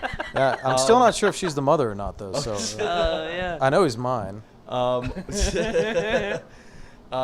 actually, I want to talk to you before we move on to unpopular opinions. I want to talk to you about Carmadon Electronics. Sure, yeah. And just how'd you get involved in making pedals? So I necessity probably. I think again, like other things, I like tech. I'm not so much of a software guy. I like hardware better. I like guitars. Oddly enough, I didn't at the time. I didn't play guitar pedals, but I started getting into them and started realizing the electronics on them were fairly rudimentary as far as electronics go. And I took an interest and really just it kind of blossomed from there. Read a bunch of books on it, watched a ton of YouTube videos, started building them, and lo and behold, they started working. And I realized really quickly that I would get the same satisfaction when I would build a piece of electrical equipment that worked properly, that was something I was like, shit, man, I'd play with this thing, as I would creating a song or whatever. And kind of in that moment, I sort of realized that for me, it's not really about music. It's not about anything. It's about creationism, right? I just like to create stuff. Yeah. Well, no matter what that is. And so I had a hell of a good time building some circuits and trying different things out. And then a buddy of mine, Colin Fye, who's the keys player in Thomas Wynn and the Believers. I don't think they play anymore. Hannah Wynn and the Lionhearts, just some Orlando bands. He plays with Chuck now and their Allman Brothers thing. Nice. He wanted a overdrive pedal that he could use for his keyboard, for like his Rhodes and his Hammond. So, but because the ones he was using, I think he was using Tube Screamers. No, he's using a full tone, full drive, with the MOSFETs. And these were analog keyboards. Yeah. Okay. He's like, it just gets too muddy, man. Everything I'm playing down here disappears, and I can't get nothing cuts through, and I'm on the lower end of my keyboards. It's done on purpose, guys. Keyboard players, if you're playing with a bass player, lay off the fucking left hand. Lay off the left hand. I 100% off agree. the left. Get out of the left Get hand. out It's too of much it. low. What are you doing? That's why the pedals. Learn how to make chords with your left hand and stay above C4 and get the fuck up there. out. Or learn how to solo with just one hand on your right hand sometimes. You Just know get what your fucking life together. Get your fucking life together. God. You don't have to take up all the fucking space. You know? Listen. You know What's what I'm your saying? deal? Just listen. All right. So Exactly. So anyway, so I started looking into these circuits on really clean overdrives and came across the Klon pedal. And so I took that circuit and made some modifications to it, specifically basically for him.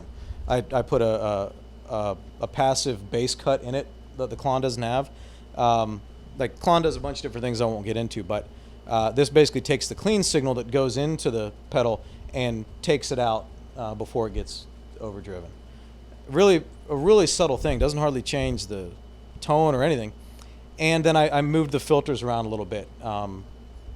Moved them up to where it would cut the lower end at a little bit different rate, so that just trying to free up some air.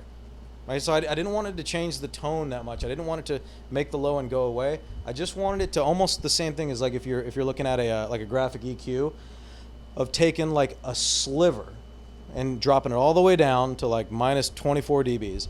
And if you're going through the mix, you just like you have a really thin Q on it, and scanning it through your mix to find just that one little area that allows the whole rest of the instrument to breathe a little bit. Yeah, totally. So that's what I did for it. And lo and behold, he started using it, and he loved it. It worked like a charm. So then I just took it and on the Rhodes or the Hammond, because I'm both. interested. Yeah, both. Really, you put it on both. Put it on both of them. All right, interesting. Yep, he got 2 of them, I think.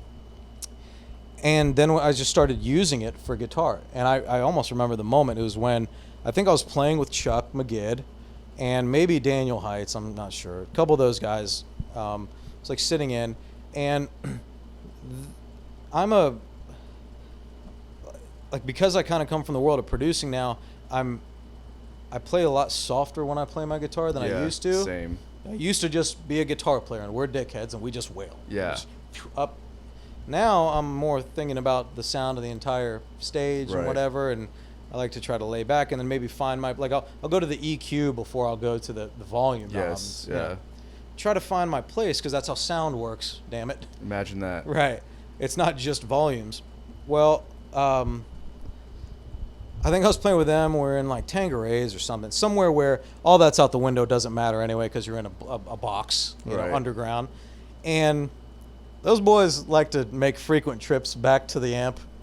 You'll be playing, and you're along about song number 3. You're just like, where'd my guitar go? How come everybody's so much louder? And you keep noticing. You're like, they keep walking back to their amps. They're going back there to turn up. Yeah. Every time. So we keep doing that over each other. Well, they're down there playing with super reverbs or something. I got my Blues Junior. Yeah, you can't. And I just run out of headroom, and so like 2 songs in, I'm just invisible. Yeah. And I was like, son of a bitch, I need something to compete here. So I used one of my pedals to give me more. I was like, shit, this thing sounds pretty good, because I didn't play any pedals before that. Like outside of my house, I'd play them at my house and just for fun, and enjoyed tinkering around with them. And then used it, and I really enjoyed the tone. So I was like, well, shit, maybe these things work with guitars. So then I let Chuck play one, or let a bunch of other people play one. They all liked them, loved them, bought them, brought one up here to you. You bought one. Yep. Chris Underall bought one. A couple of Jacksonville guys. Everybody, these guitar players seem to really, really like them, and bought them. And I haven't made another run of those in like 6 months, because I sold out of them. Yeah. Yeah, I'm interested about this keyboard pedal you talked about before. Okay. It's It's the the same pedal. one. It's the same Yeah, one. so the same one that I have. It's the So- Alpha Which one? Centauri pedal. Alpha. Oh, that one. Yeah. You made that? Yeah, that's it's my his. company. Yeah. Good for So you, dude. I just kind of want to jump in here and say that I am an official endorsee. That's right. Of Carmadon Electronics, That's right. and I have the Alpha Centauri pedal, and it is the only overdrive. Alpha Centauri. Don't try Centauri. to pretend that you're not from this dimension. Sorry, I have a speech impediment. Centauri. Centauri! Centauri, yeah. And he's Centauri. Italian too. Yeah, Italian, a little speech bit. impediment. Yeah. All right. So Speech impediment. I say, yeah, Because I'm you're saying dumb. That's what I said at the speech beginning. impediment. That's what I got. Yeah. All right, sorry. So, anyways, I've had the OCD. I've used the TS9s, TS808s. I've used all kinds of different overdrives. This is the one where I felt like this actually gave me more of that bottom end fullness when I kicked out, to the point where I was like, That's the one you press all the time, like play with at your fullest. yeah. Well, that I had no Yeah, idea. so man. so that one, usually when I've kicked on overdrives in the past, it's like a tone sucker. It's Yeah. like the reason why you crank your amp up when you have like a high watt amp is that you want to get that fullness of you don't want your tone to sound thin. You need it to cut. Part of it cutting is to have that fullness in the mix. And that bottom end where you can kind of feel it in your gut type shit. That's where that good tone, that sweet spot's at. When you kick on an overdrive pedal, it seems to suck all of that kind of that guttural kind of feeling you get in your stomach when it's really like going. And I never found an overdrive pedal that just didn't do that. And then you showed me this one, and I was like, okay, well, I'll give it a shot. I was obviously skeptical, and then I tried it, and I was like, God damn, this I literally need almost no volume on this thing before it gets to the point where it's like ear shattering. Sure, yeah, it's loud as shit. Yeah, it's loud as shit, but it doesn't matter. Like it doesn't suck. It actually adds to the tone. Yeah, the one overdrive I've ever had that actually added to the tone. Yeah, I agree. I use the thing all the time, and I never thought that I would use an overdrive pedal ever. Because I play small amps for a reason, so that I can turn them things up to 10. Right. And your volume knob is your control. I don't show up to a small gig with a super because I don't want to play on 2. I want the amp to do the thing. So I'm almost always amp appropriate for gigs. And I'll use this thing every single gig now. Just to add color to it half the time. Because like a Blues Junior is a little bit lacking. I mean, the one I've got's got a couple of those mods on it that help it from not being so harsh. Yeah, it gets thin. Yeah. It's got that harsh sound to it. Yeah, definitely.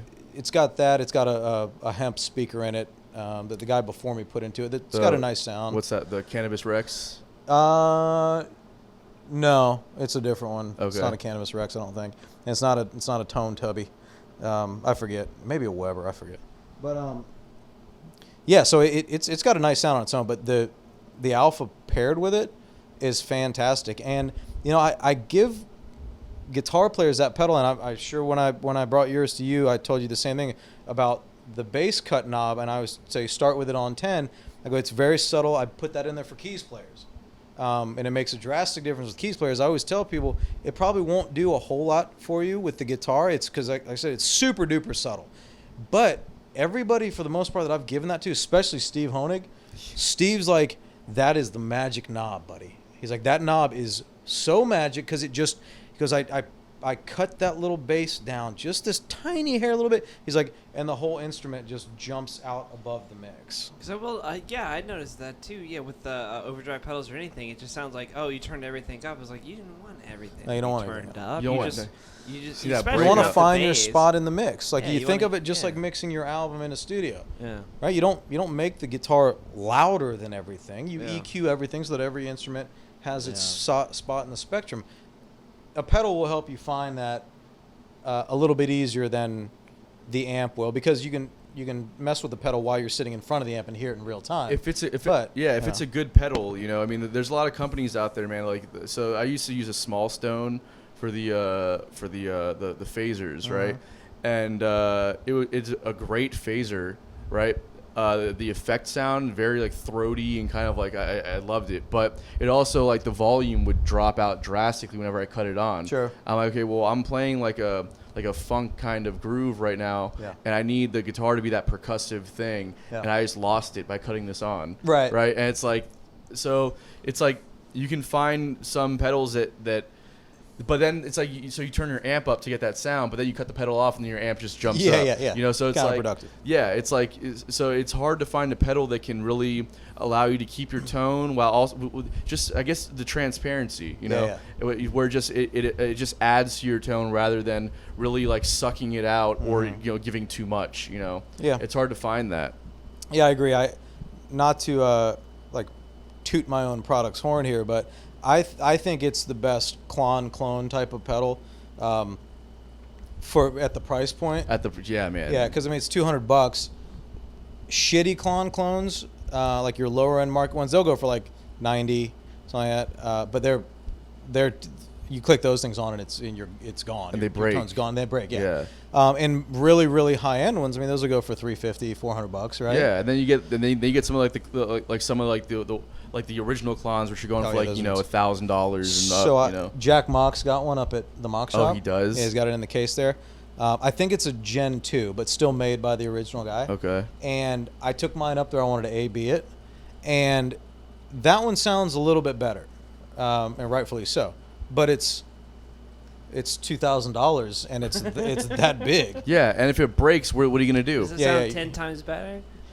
What? Does it sound 10 times better? Or No. Yeah. Well, No. then No, there sir, you it go. does not. Buy your pedal. Yeah, Buy the exactly. Applebee's. And Sorry. mine could do almost everything that one could do in a little different settings. Like it wasn't exact the same. It was, you had to do some different things to get the same type of thing. So it was close.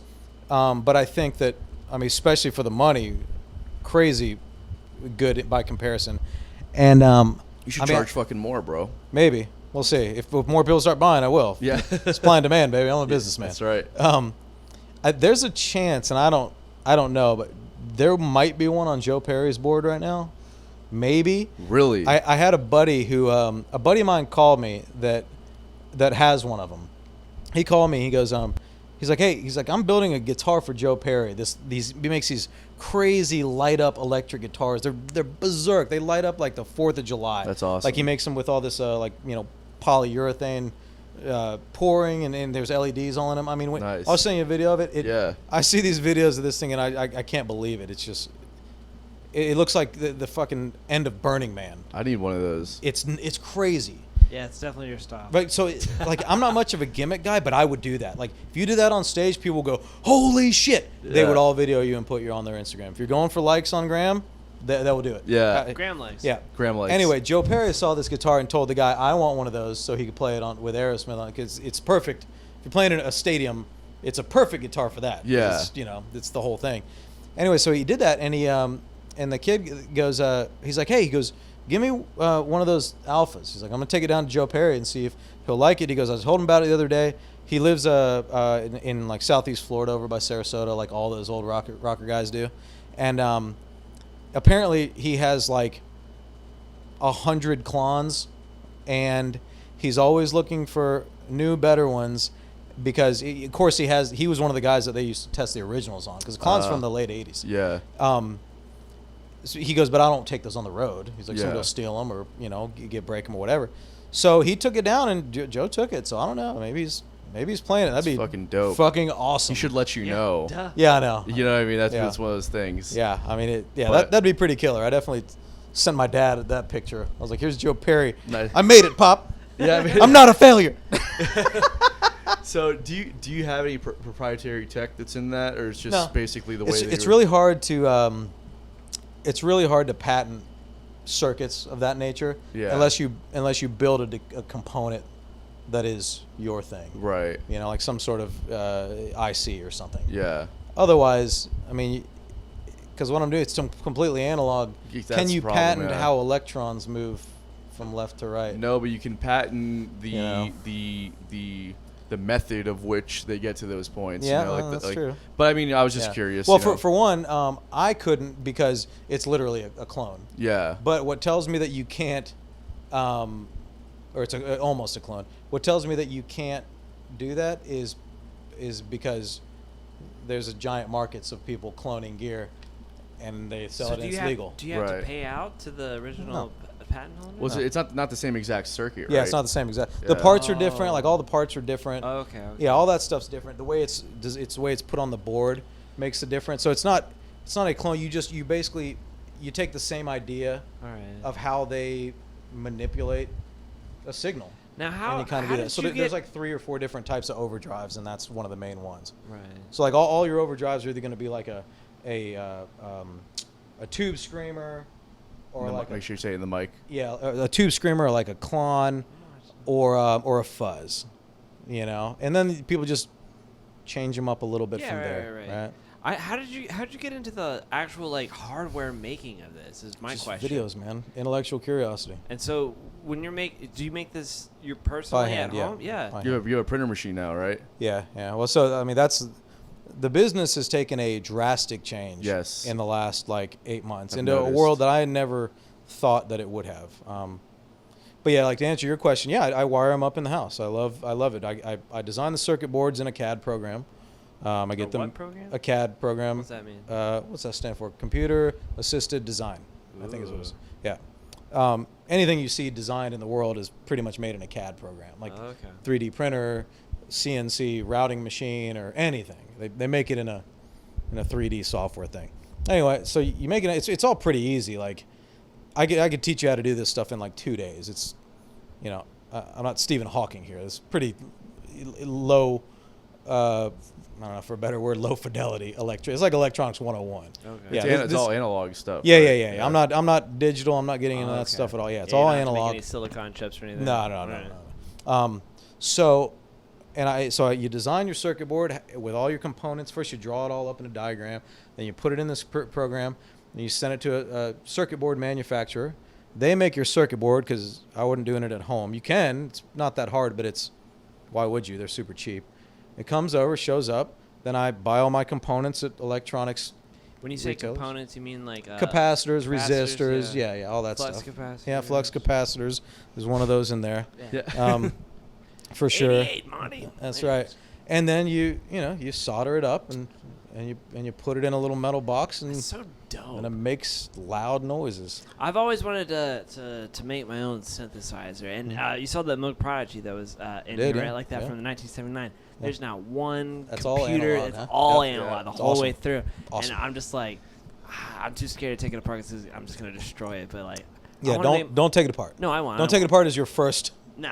Yeah, That's- maybe that's- make a couple first That's a and dime. then Yeah. But Yeah. I've always wanted to make my own synthesizer and I can't remember what it's called.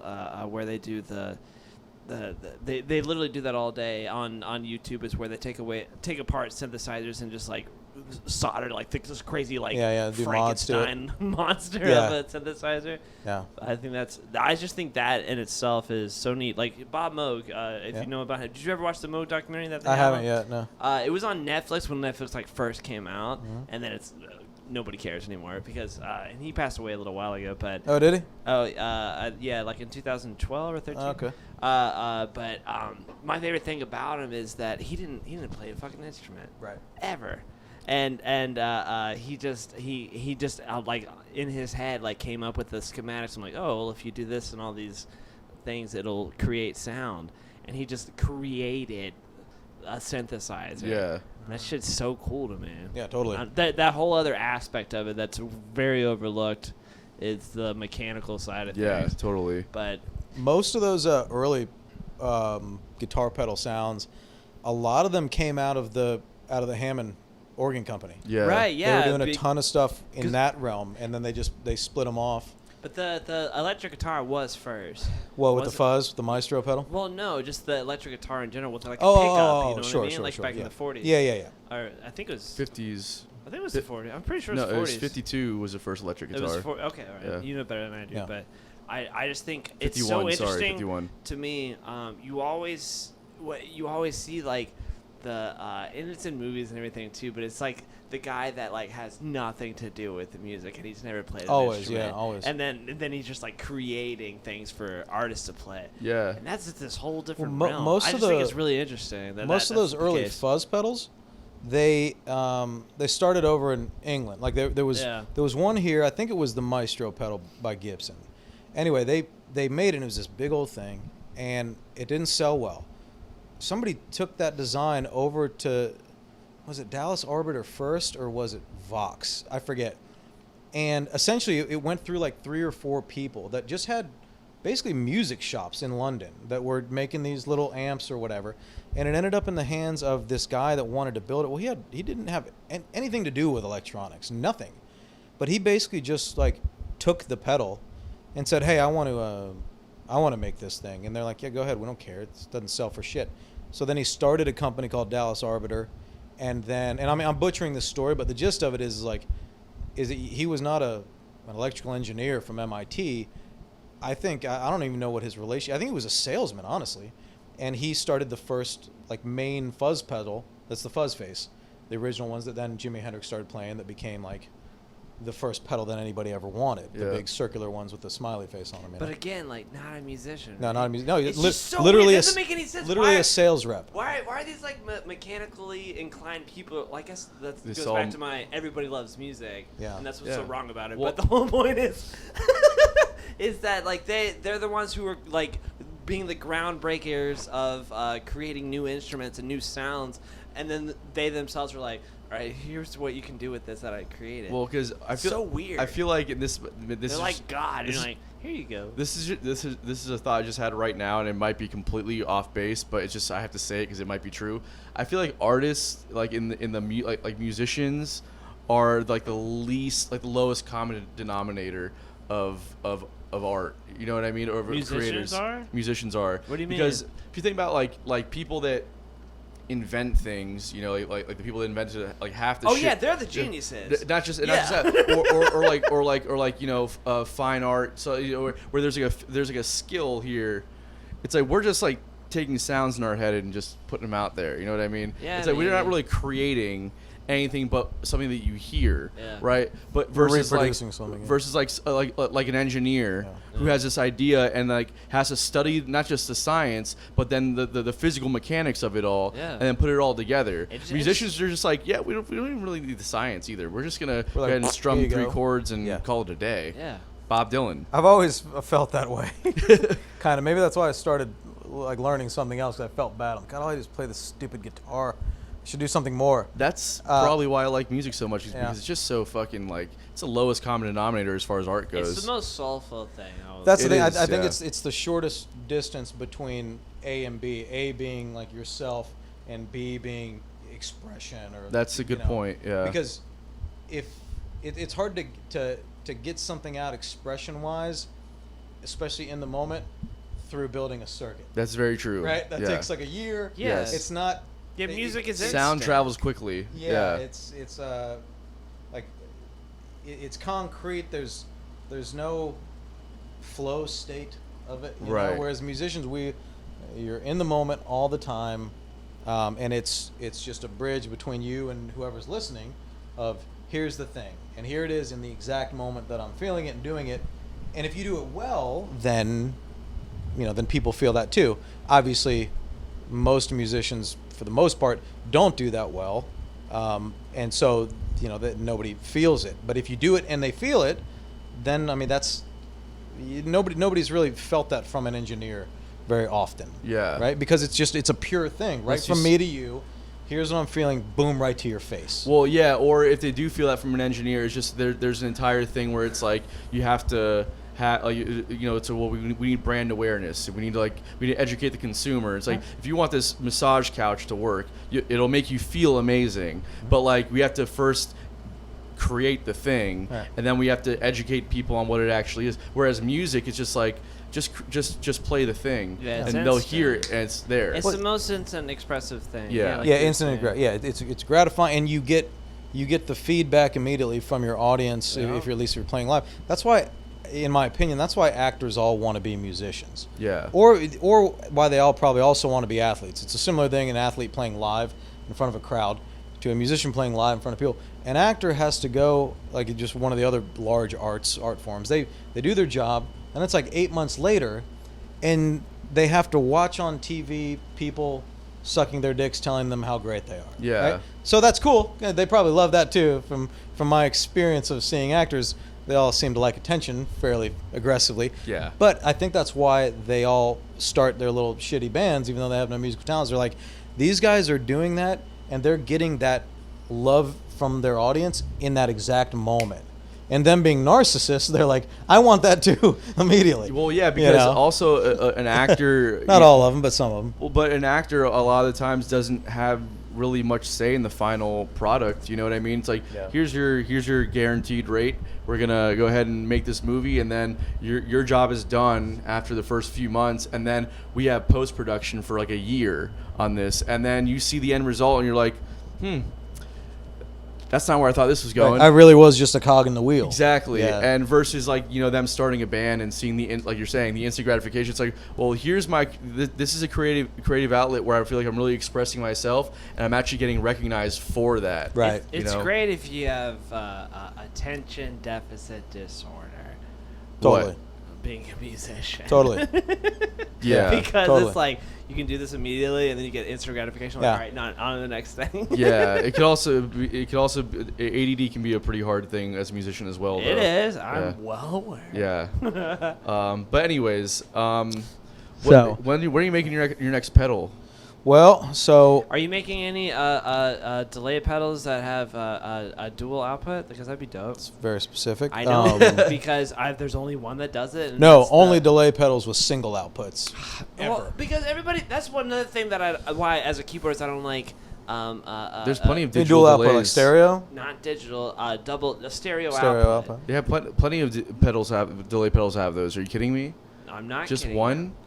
I have one that has. Oh, I'm talking about a digital. I'm sorry, delay pedal that has a stereo output. Yes, I have. I'm saying they are rare. No, they're not rare. They're very rare. Just about every digital delay pedal has a stereo A out. digital one. Yeah. You want a digital analog one. No, I'm saying yeah, exactly. Because like you I said, see it's what making you're an saying, analog okay. one. Yeah. Good luck with that. Yeah. Yeah. That's, So- see, thank you. Yeah. I'm So not dumb. so no. Yeah. So no. Probably never. It's Like, yeah, just I be know. honest. Because analog delay pedals are the most like what's the word I'm thinking of? Finicky. Not just finicky, but they're not they're practical. They're impractical. Does it cost so much like the tape pedals? Yeah, you mean? but yeah, and also there's no tap tempo function on them. No. And also they don't sound as good as the digital delays. That's what I'm saying. It's just I do believe that there's a point where digital overcomes. He's taking this real close to heart. I was just Sorry. like joking. I'm just saying. Sorry. Fuck you. Fuck you. I spent a long time when I first got hired at the music store doing sales. I fucking went off the deep end with the pedals and like and how you wire pickups and all the different I went off the deep end, and I haven't really done much since then because I kind of got over it and was like, oh well, if you want to sound good, just be better, right? So that's what I started focusing on. But so I'm a little. So I did a lot of research on how these pedals work and digital delays. Really, when it comes to any time-based effects, you really don't want them to be analog. That's tough to dial, man. What's the name of the guy from New Master Sounds, the guitarist? I forget what his name is. He doesn't have any pedals though, and he's like one of the best guitarists ever. Because the music goes just doesn't straight call in. for it. Yeah, I mean they're playing All I'm like trying to funk say- jazz kind of stuff. Yeah. Yeah, it's like what you said. Just be better. I was don't thinking need about, pedals. Derek Trucks is the same way. I Yep. was thinking about Derek making. Trucks has used No pedals. Yeah, never pedals. used pedals. I was thinking about God, making a really? I didn't Derek know that Trucks until right now. signature overdrive that's just a cable going through a box. That's it. hilarious. Yeah, and putting it. Hell, I might just send it to his house. There you go. Hey man, I made you a signature pedal. That's so funny. One of my favorite like joke Just an empty metal cables box. like that is the can I play with you guys? Yeah. You know what I'm talking about Yeah, yeah. already? All right, never mind. Yeah. But do you know what I'm talking No. about? It's a 1/4 inch to a 120 outlet plug. Nice. I love that. Can I play with you guys? Yeah, just plug it. Yeah, that's so good. Yeah. Anyways, I'll get you that for your So yeah, birthday. so probably never. for Sorry. you. Sorry. That's a roundabout So- way of saying it. So what? I'm going to say this as quick as humanly possible. So my business has basically taken a big turn into a different area because so pedals are hard to sell. Yeah. They're a lot easier than amps because amps are $2,000 and they're big. You get eaten up in shipping costs. Yeah. Because when you're talking about spending that much money, you need to know the brand. Yes. Right? You're not going to just be like, hey, here's $2,000 for something I've never heard of. $200 for a pedal, though, a little bit easier, right? People will pay. I pay $200 for guitar gear all the time that I've never played. Yeah. I'm just like, yeah, man, I heard it's cool. right? Totally same. And that certainly worked. I mean, I made a good product. I put it out there. People bought it. I did the thing where, when artists that I sponsor, let other people play them and they like them, I'd kick them back, a couple dollars and everything. So it certainly worked. I've gotten my pedal out to a lot of people. Well, so what happened is in the middle of my production, the company that makes my metal boxes, like the literal piece of metal that has the cool graphics on it, that all the guts go in, they sold their company. I think they sold it to a company in a different space, just absorbed their machinery. Anyway, so that's by far the most expensive part of pretty much any pedal. Those metal boxes are expensive, and to get them powder coated and all that stuff. Really? That's Yeah. what this is- Electronic components inside are super Cheap as Cheap fuck. as I shit. didn't know that. Like 20 cents, I know, 10 I cents. know it was zero about Yeah, yeah, pedals yeah. at all.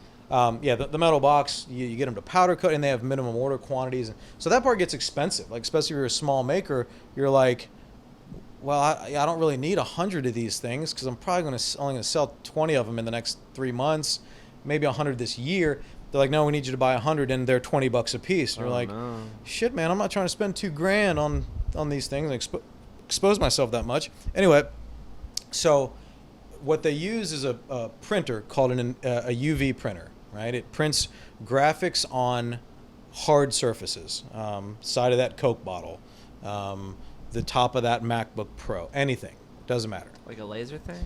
So it's really just it's an inkjet printer, but it uses ink that immediately cures when it's exposed to a UV lamp. So it's got a UV lamp on it. Okay. So like if you stuck a piece of this couch in your regular inkjet printer, it would print on it because it absorbs the ink. Okay. You stick a piece of plastic in your inkjet printer, it prints on it, and then it just runs all over the place because it doesn't dry. It doesn't have anything to seep into. UV printer dries that immediately. So you can print on metal, plastic, things like that. So I had the bright idea. I was like, I'll buy one of these things. They can't be that expensive. Incorrect. They are. Yeah. Because they're industrial pieces of machinery. Yeah. But I was like, screw it. There's a vacuum in the market. I'll do that. Then I can make my pedals still. And I'll do that for everybody else. So you did buy it. Yeah, so I bought it. So I moved. This is one of the reasons I moved up to Jacksonville. So I was like, I'll start this new business. So I did. So I started a competing enclosure manufacturing company. Right, got all my stock in from different suppliers. Came in, metal boxes in one side. I would do the powder coating in the shop. I had a CNC router that would drill all the holes. The powder coating is like the coolest thing. Oh yeah, it's awesome. awesome. So awesome. Cool. Yeah. Sounds really cool. Yeah, so do all that stuff. It is Powder cool. I was coating. fucking around. Powder coating. Yeah, I did a lot of that at music festivals too. Yeah. A lot of powder coating. It is really cool. A lot of powder coating at It's like Bonnaroo. you're spray painting something, and then it's just powder, and then you just And then put it it's in an oven, and then you're perfect. done. And then it's it's perfect, perfect. when Yeah, you come out. It's It looks really shiny. cool. It's great. Yeah. Yeah. So anyway, so I started doing that, and spent a shitload of money on equipment and industrial stuff, whatever. Anyway, so this stuff comes in. Long story short, I quickly realized that where my assumption was right, and that there was a vacuum in the market, all these competing pedal companies to mine started ordering pedals like immediately. I was incorrect in my ability to produce them at a high level. Oh no. Yeah. And so my labor costs, which were just me at the time, but the idea of this business was to scale it up and then hire staff, was way off to where, like, I'd do a $500 order. In my head, I would have that done in a day. That would actually end up taking me like 2.5 weeks of 12 hours a day work, because just a whole bunch of stuff. So that became unviable. And the other thing was, is I bought this giant UV printer, and it was sitting in my dining room, right next to the damn dining room table, because I don't have anywhere else to put it. And I am not from the printing industry, so I didn't know anything about printing. Turns out these things, if you don't use them every day, they tend to break. Oh, like a car. Just like a car, like any piece of mechanical equipment. Like a Porsche? Like a Porsche. Like it's Italian. Yeah, just like our Italian friend here. That's right. Yeah. So I was like, shit. So this thing started breaking on me, like immediately, because I didn't have the business where I was doing it every day. I was printing on pedals like once a week. Yeah. So it started breaking. So I'm like, shit, I need to find out something that I can print. And I had to learn all this stuff, how to actually use it, and the different color tones and all this stuff. And I've been a graphic artist since college, so that was easy. I already work in Illustrator and Photoshop. So I started looking for products that I could make. Well, lo and behold, the simple guitar pick guard showed up to me one day as something that I could print on and print a design on. Right? A pick guard for guitar. A pick guard that goes on the front of your guitar, like Right. the thing that's on every Fender guitar. Yeah. I could take a design that I design or whatever, that zebra print, the plaid print on your shirt, whatever. I make a digital file out of it, and I can print that on a piece of plastic pick guard, such as with this particular piece of equipment, because it has the bed goes up and down on it, so I can print on thick stuff or thin stuff, whatever. I just I'm trying to zero think it of in. things that are plastic that I can get you to print. There you go. Yeah, just throw them, bring them to the Hilarious house. I'll things. print on anything you got. And I'm looking around. and so yeah, exactly. Take Yeah. a chunk of your wall out. And so I start That's I not start bad. making these things just with the idea of maybe a couple people will buy them. I'll open an Etsy store or whatever. Maybe a couple people buy them, and it'll keep the printer running every day. Yeah. I probably won't make any money off of it, but then the damn thing won't break to where I keep having to spend hundreds of dollars on replacement parts from China and shit. Right. And just to shut my whole operation down. So I started doing that. And I've got all these things that I've designed over the years, and I start putting them in pickguard form and start making new stuff or whatever. And people start buying them. And this starts to happen long about the same exact time that I realize the other business is not working, right? That it's a non-starter.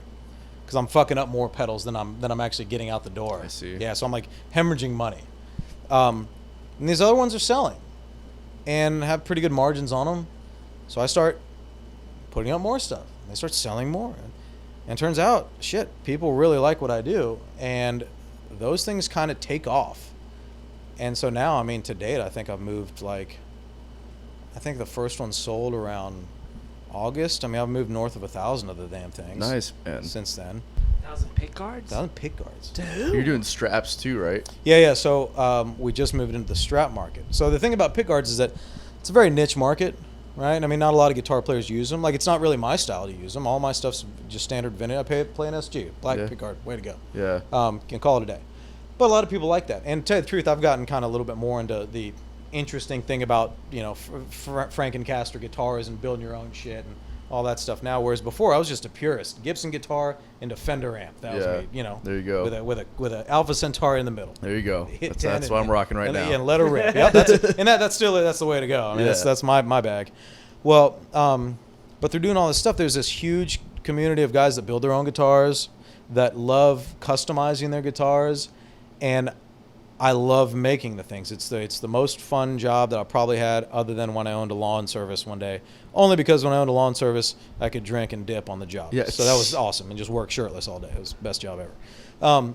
But so people started buying them, and so I started making more of them and trying to satisfy every kind of niche in the market. And now I sell probably 15 different models, like from Strats to Telecasters to every kind of cut out, because you got your Nashville Telecaster with the 2 single coils, you got your humbuckers.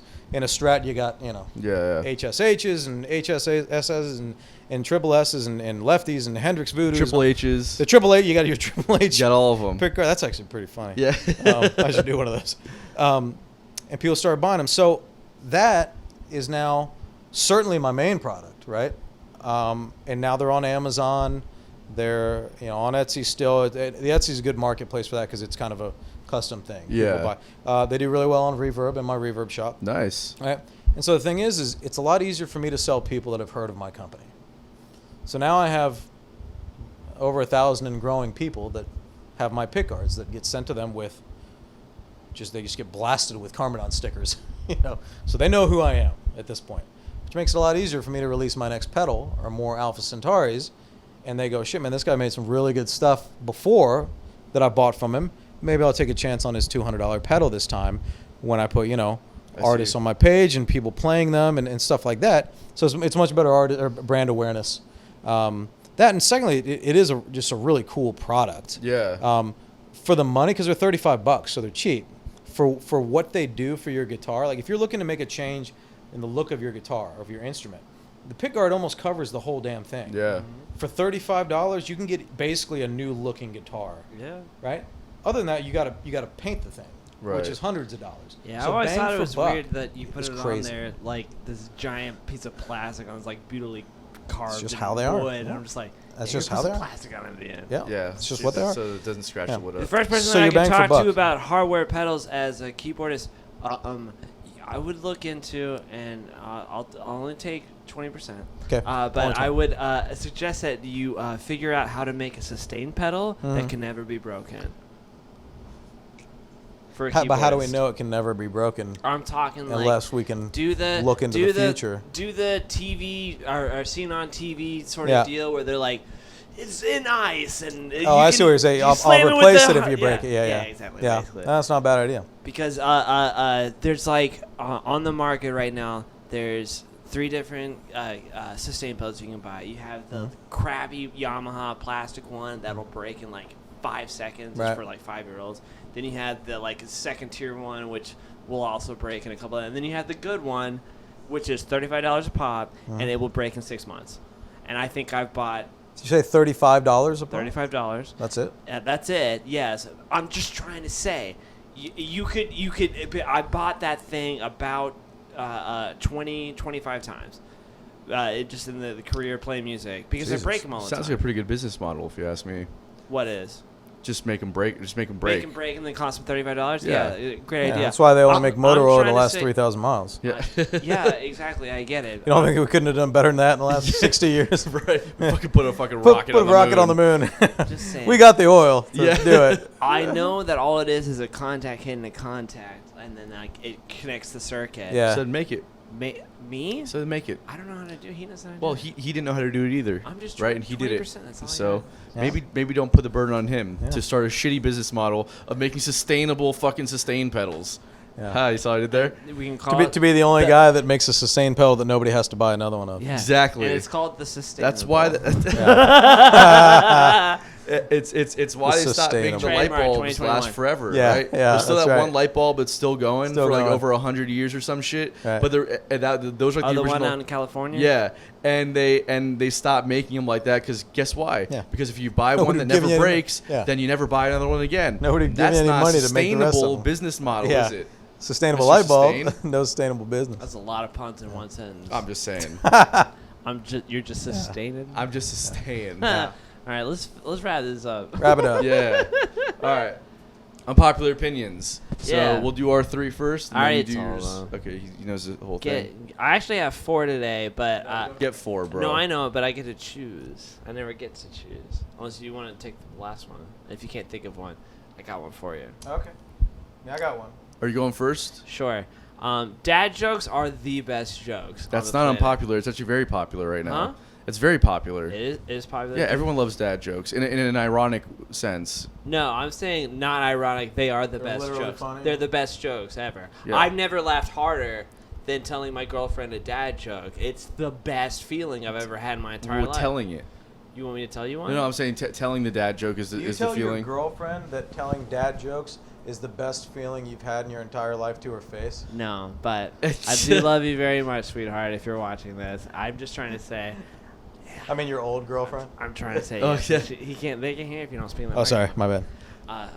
But yeah, dad jokes are the best. All right, you. So, go. have you seen the TikTok videos with the guys that do the And dad then jokes? they They just- walk away. Yeah, yeah, that's a good one. those too. are really funny. But Okay, I'm surprised so you didn't even ask for one. I had like 4 set up ready. I don't want to hear him. I know. Okay, so It's market research, man. my first unpopular opinion is that I don't actually hate moving. Yeah, you loved it. I asked him. I was like, just You're like, a weird oh guy, man. man. I'm the weirdest. What do you feel about mulching the yard? How do you Yeah, feel right? about mulching? Not into yard work really. No, yard I work. love yard. I do work. like weeding though. I'm into weeding.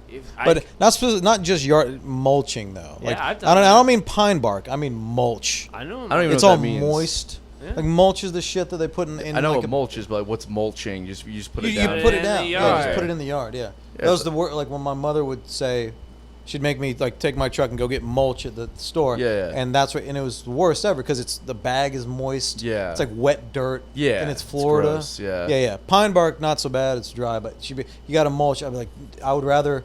I'll do anything.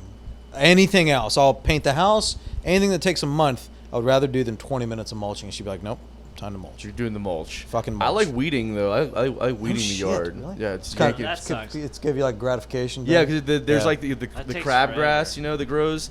I like ripping those out and just seeing the fucking chunk of root that comes Yeah. out afterwards. Like, oh yeah, you weren't even supposed to be there. How about getting one from a crack in cement and that happens? That's a good one too. That's Yeah. nothing. There's no feeling. Or the vines that grow. Jacksonville has a vine problem, Yeah. kids. The green. I forget what it was, but they used. So interesting history. I hate the vines so much that I did some research on why they're fucking here, and only Wow. in here. And the reason why they're here is because in the wintertime, like 100 years ago, or whatever. They brought the vines here, like the seeds here.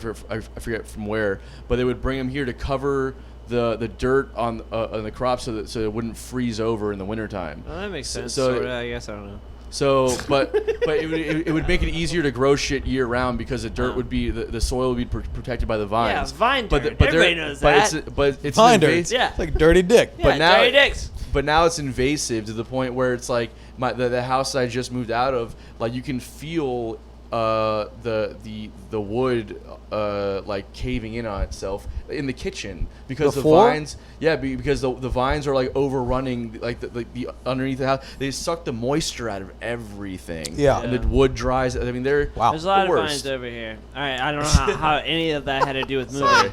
But anyways, I'll go That's on how you to my segue second right one. there. Yeah. A lot of vines over here. Moving on. This is a great one. I love giving absolute strangers bad advice.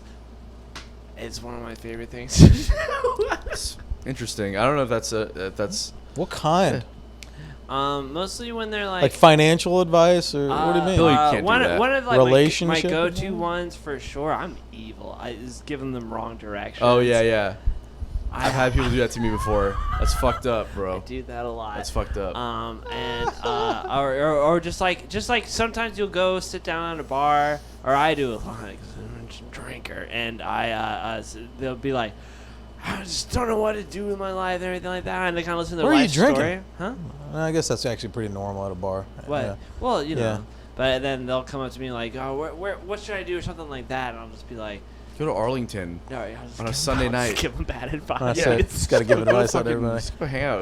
Where should I go in Jacksonville? Let's go hang out in Arlington, Yeah, in Arlington. on a Yeah, Sunday night. that's right. Yeah. I hear Nothing to do there. I'm just letting you know, real estate's real cheap. Go to the Regency Moncrief. bar. Yeah, and hang out. Moncrief. Yeah. Moncrief. It's like I wanted to open up a small business. I'm like, it's the perfect time to do it. Yeah. You should do it. Definitely get a high interest loan and open it up in Moncrief. I don't That's know right. why I wrote that down. to be Okay, honest so with you. my second one was Ed, Ed and Eddie is not a good show. Fuck you. I said that last week, Why but don't you I wrote it down for Suck this my week. entire cock.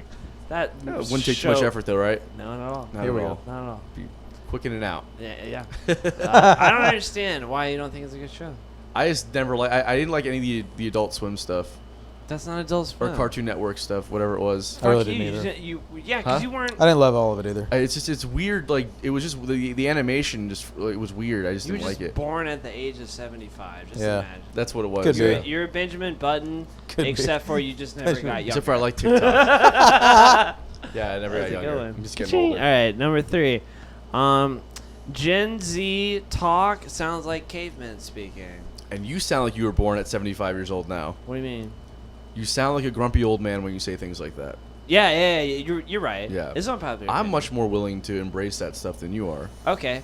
Like, So, but I don't get cap. I don't understand the capping thing. Like Oh, no cap. cap. You know No- what I mean? no- When they say no cap, hang it's on, like, no, like damn no it. lie type shit. It's That's like, not a sex thing. no, no, it's no. like no cap. No cap is like it's like well, I'm not lying. Like no, yeah, like, no no cap. cap. You're not Yeah.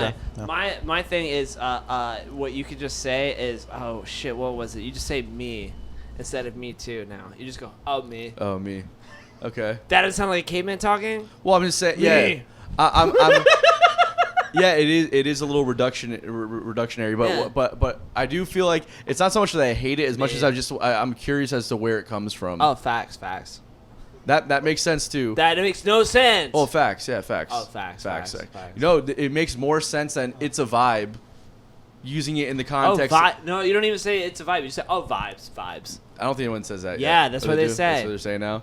Well, the it's a I'm vibe real thing connected to really the pisses me network. off because when they say it's a vibe, I'm like, yeah, what kind of vibe are we talking about? Oh, Oh. it's a vibe. It's usually like a good thing though. Yeah, no cap. There's no context for What it the fuck though. does that mean? No cap. There I'm was- into it. Just tell me where it comes from. There was another one that I can't remember what it was right now, but I'll think about it in like 5 minutes and just yell or it like out or to like you. the like that shit. That shit No, drives me fucking crazy. That's just Cardi Cardi B B. talking.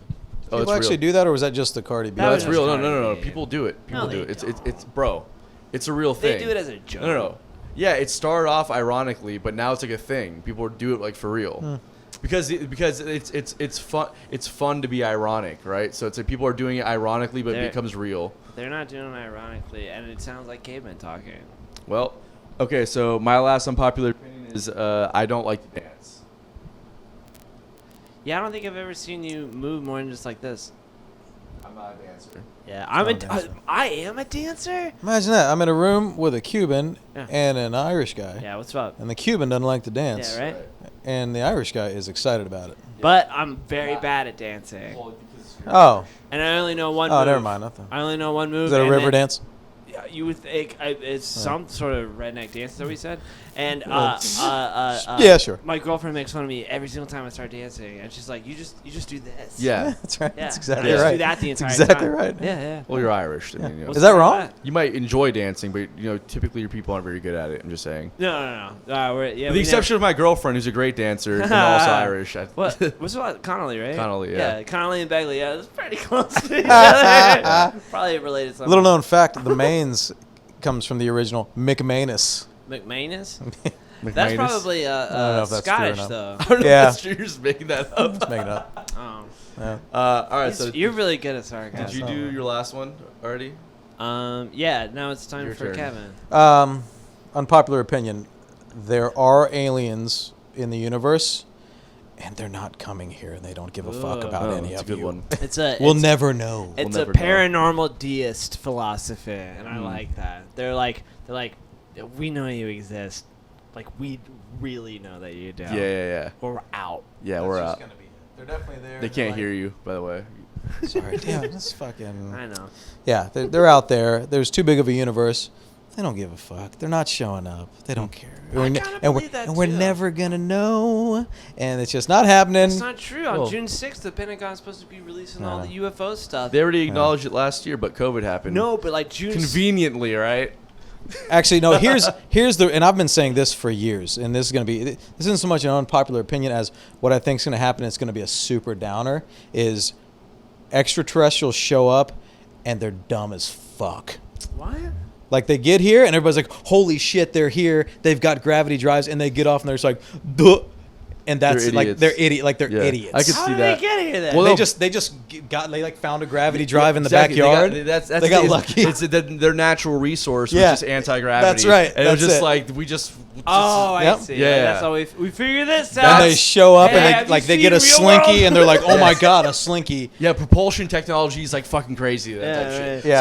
So it's like Do it's this like all day. what Bob Lazar said that on Rogan's podcast, Yeah. where Rogan was like, well, they're probably like millions of years more advanced, and Bob Lazar was like, well, maybe, but also maybe not. And Rogan was like, well, why? Yeah. Is it because that just might be their natural resource there? Right, the regular or thing. something. Yeah. I thought you were gonna say like a real bummer, like Jesus is gonna come back. I'm like, oh, No. like God damn it, we were having such a good time, and now Sorry. we all The gotta church be. by my new house thing says is that. taking So you I'm on. pretty No, sure. all the time. Like, can you imagine? Though, Jesus is coming. No, I'm into it. if he did come back, God, that would suck. I feel he'd be pretty so proud of us, bad. right? Big news, I man. I mean, Like, it'd be great for the Christians. You all get to go party with them, but then everybody else would be like, like we're gonna die. hold on, I'll fucking. And it'd be like the apocalypse. I'll It would fucking. suck. I'll talk my way into. I'll talk my way into those gates, bro. I will I'll say talk to this Jesus now. about it. Political statement, right on a pepper sticker. I don't want him to come back. Stay at That home. should have been an unpopular opinion for next week, bro. You just ruined it. No, I'll say it You're again. Nobody wasting fucking them. watches this. All right, Wait. dude, stop saying shit like that. Oh, yeah. All right, guys. Well, this has been an awesome episode. Thank you Cheers. so much for coming Yeah, on, cheers man. again. This is Extra a lot of fun. cheers. Thanks for hanging, guys. Absolutely. Appreciate it. And we'll see you guys next week. Thanks for tuning in. Adios.